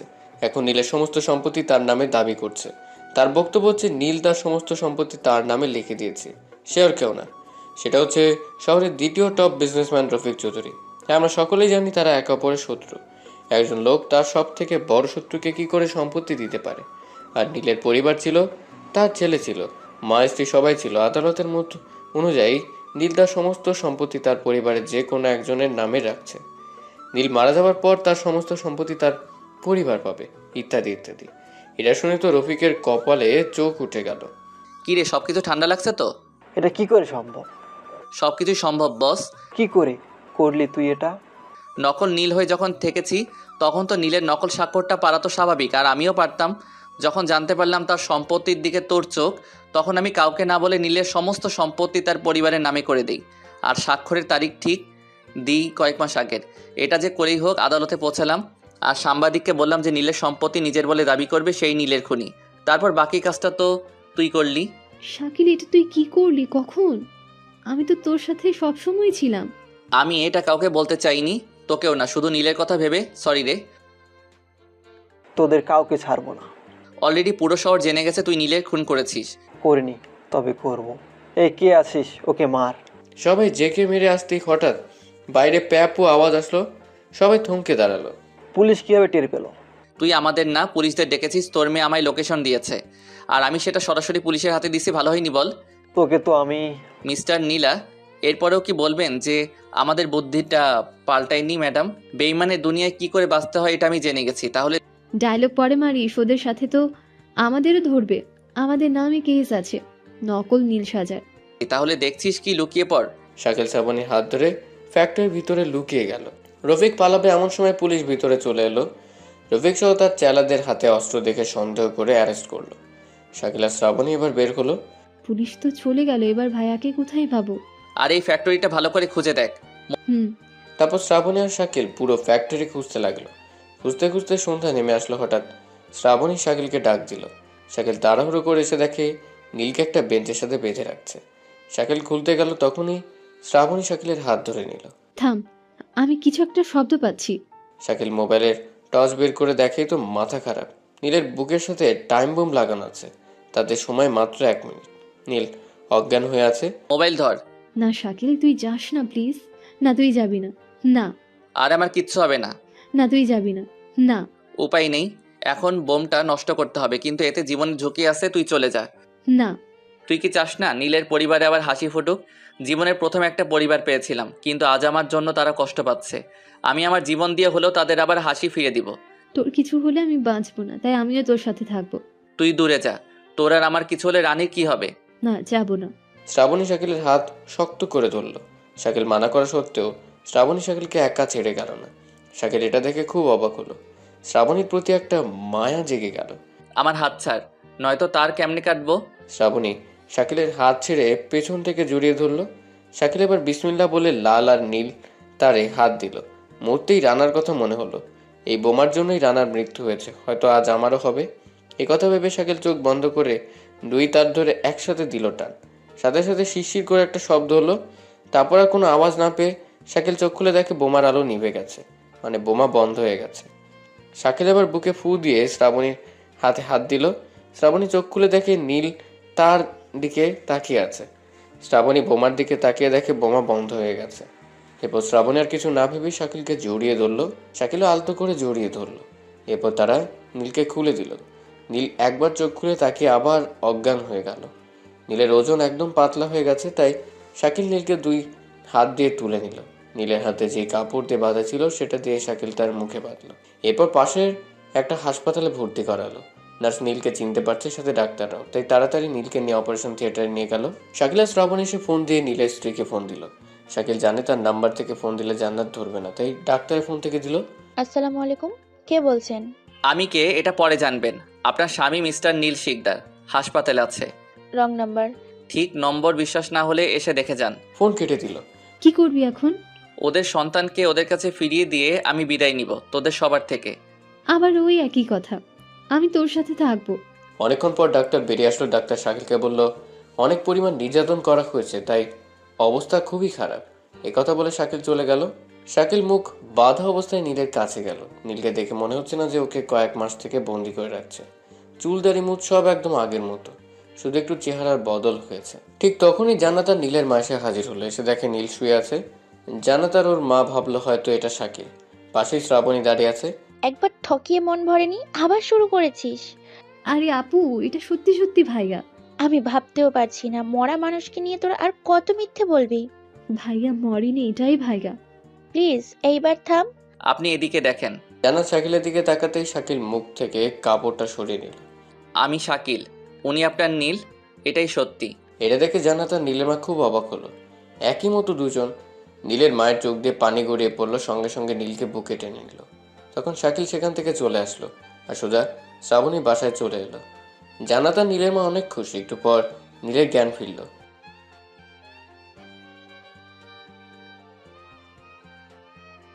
মা তুমি, আমি এখানে কেন? মা, রফিক আমায় মেরে ফেলবে। মা, আমি কি করে আসলাম এখানে? বাবা শান্ত হো, ও তোকে কিছুই করতে পারবে না। তুই এখন আমার কাছে আছিস। আমি কি করে আসলাম এখানে? সেটা তো আমরাও জানি না। আমার মতো একটা লোক আমার কাছ থেকে বোমা সরালো, আমায় তুলে নিল, তারপর আর কিছু জানি না। শাকিল? তার মানে শাকিল তোমার বাঁচিয়েছে? শাকিলকে? একদম হুবহু তোমার মতোই দেখতে। মানে? নীলের মনে প্রশ্ন জাগলো। এদিকে শাকিল রানীকে নিয়ে রওনা হলো, সাথে জোর করে শ্রাবণী আসলো। শাকিল সোজা হাসপাতালে আসলো। নীলের রুমে এসে দরজা লাগিয়ে মুখ থেকে কাপড় সরালো। নীল এটা দেখে অবাক হলো।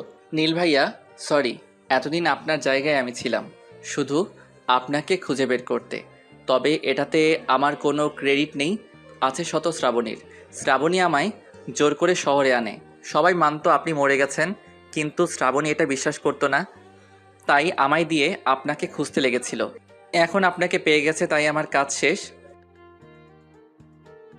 আর জান্নাত আপু, আপনার সাথে অনেক অভিনয় করছি, তবে আপনার দিকে কোনো কুনজর দেইনি।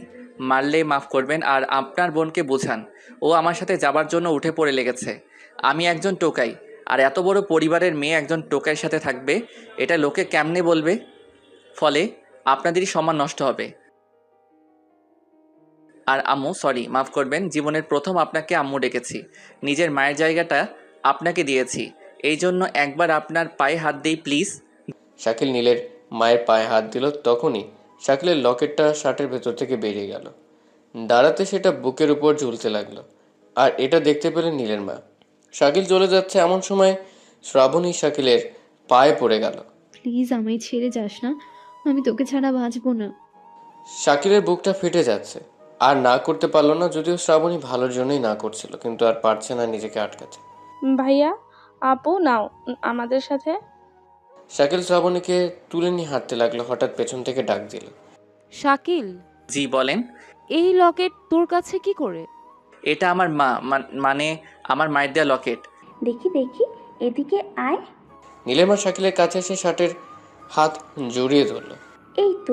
এই তো আমার সেই হারানো শাকিলের চিহ্ন। বাবা, তুই এতদিন কোথায় ছিলি? আমি তোকে কতই না খুঁজেছি। এই লকেট তোর আর নীলের জন্মদিনে তোর বাবা পরিয়ে দিয়েছিল। হ্যাঁ, এটা তো আমার কাছেও আছে। সেই দিন তোদের নিয়ে ঘুরতে গিয়েছিলাম রাজশাহী। হঠাৎ ঘূর্ণিঝড় এসে সব এলোমেলো করে দেয়, সাথে তোকে আমার কাছ থেকেও কেড়ে নেয়। সারা শহর তোকে অনেক খুঁজেছি, কোথাও পাইনি। সেই ঝড়ে আমি একটা গর্তে যে পড়ি, সেখানকার একটা দাদু আমায় তুলে নিয়ে বাঁচান। 3 দিন নাকি অজ্ঞান ছিলাম। দাদু আমায় বলতো, তোকে দেখতেই আমার বুকটা ভরে গিয়েছিল রে। শাকিল ফিরে পেল তার হারানো মাকে আর ভাইকে, জান্নাত পেল তার স্বামীকে। ওদিকে নীলা রফিক চৌধুরীকে থানায় নিয়ে গেল। যখন সবখানে জানাজানি হলো যে নীল ফিরে এসছে, তখন নীল হাসপাতালে অসুস্থ অবস্থায় ছিল। নীলের কাছে পুলিশ ফোন করে সন্দেহবশত, আর নীল সব সত্যি বলে। এটা পুলিশ শুনে রফিকের ফাঁসির কথা ভাবলো, কিন্তু নীল বারণ করলো। নীলের কথা অনুযায়ী পুলিশ রফিক চৌধুরীর শাস্তি কমিয়ে কয়েক মাস জেল দিল। এদিকে আস্তে আস্তে সুস্থ হয়ে উঠল নীল। শাকিল, নীল রানী আর জান্নাত তাদের মাকে নিয়ে অনেক সুখী হলো। এই নিয়ে তাদের সংসার ভরে গেল। কয়েকদিন পর শাকিলের সাথে শ্রাবণীর বিয়ে হলো। শাকিল আর নীল দুজন যেহেতু একই, তাই জান্নাত আর শ্রাবণী ঝামেলায় পড়তো, যার ফলে দুজনের চুলের স্টাইল, দাড়ি স্টাইল আলাদা, যেন তারা চিনতে পারে। শাকিল টোকাই থেকে আজ কোটি কোটি টাকার মালিক। শাকিল আর নীল দুই ভাই মিলে তাদের বিজনেস আরও বড় করার চেষ্টা চালিয়ে যাচ্ছে। আর রানীকে এবার আরও একটি বিশাল নাম করা স্কুলে ভর্তি করালো। কয়েক মাস পর রফিক চৌধুরী জেল থেকে বেরিয়ে আসলো। বেরিয়ে এসে রফিক সোজা তার অফিসে চলে গেল, কিন্তু দুঃখের বিষয় তাকে সেখানে ঢুকতে দিল না। রফিক চৌধুরীর অফিসে আগের সব কর্মচারী আর নেই, এখন সব নতুন কর্মচারী। এটা দেখে রফিক চৌধুরী খুব অবাক হলো। একজন কর্মচারীকে ডেকে এসবের কারণ জানতে চাইল। কর্মচারী বলল শাকিল স্যারের কাছ থেকে সব জেনে নেবেন। রফিক চৌধুরী কর্মচারীর কথা অনুযায়ী শাকিলকে ফোন করলো। রফিকের অনেক রাগ হলো। শাকিলের কথা শুনে রাগে গজগজ করে ফোন দিল। শাকিল ফোন রিসিভ করলো। এই শাকিল, এই তুই এসব কি শুরু করছিস? আরে আগের শ্বশুরমশাই যে, আপনারই তো ফোনের অপেক্ষায় ছিলাম। বাজে কথা বাদ দে, আর বল তুই আমার অফিসে এসব কি? হ্যাঁ, আরে আপনি তো মহান, আপনি তো দয়ালু। টোকাইদের দুঃখ দেখতে না পেরে আপনি আপনার এতগুলো সম্পদ তাদের নামে করে দিয়েছেন। কি দয়ালু আপনি। এই কি বলছিস তুই? কি বলছিস? আমি কখন টুকাইদের নামে আমার সম্পত্তি লিখে দিলাম? আহা আহা, কি মানুষ গো আপনি। লোকে সবার সামনে দান করে আর আপনি চুপি চুপি দান করেন। বাহ বাহ। কি বলছিস তুই এসব? আপনার একটা অটোগ্রাফ দিবেন প্লিজ? তার মানে তুই? ইয়েস, ওটা তোর কাছে অটোগ্রাফ নেইনি, বরং অটোগ্রাফের নামে দলিলে স্বাক্ষর করে নিয়েছি। তোকে আমি ছাড়বো না। আমায় পরে দেখিস, আগে তুই পিছনে দেখ। রফিক চৌধুরী অবাক হয়ে পিছনে তাকায়। পেছনে তাকিয়ে দেখে অনেক মানুষ ও সাংবাদিক আসছে। এখন তুই নিজেকে সামলা। তুই আমার সাথে বেইমানি করলি? ভাগ্য ভালো যে তোর সব সম্পত্তি নেইনি। যেটুকু আছে সেইটুকু বাঁচাতে চাইলে ঢাকা শহর থেকে চলে যা, আর ভুল করেও আমার পরিবারের দিকে চোখ তুলে তাকাবি না। আমি আসবো, আবার আসবো, তখন প্রতিশোধ নিব, চরম প্রতিশোধ। তখন দেখা যাবে। রফিক চৌধুরী ফোন কেটে দিল। পরের দিন শোনা গেল রফিক চৌধুরী আর ঢাকা শহরে নেই। খবরে ব্রেকিং নিউজ হলো, রফিক চৌধুরী তার এতদিনের কামানো টাকা পয়সা সব টোকাইদের নামে দান করে সে সম্মানের সহিত তার নিজ বাসায় চলে গেছে। এরপর তাদের শান্তি সুখে তাদের জীবন কাটতে লাগলো।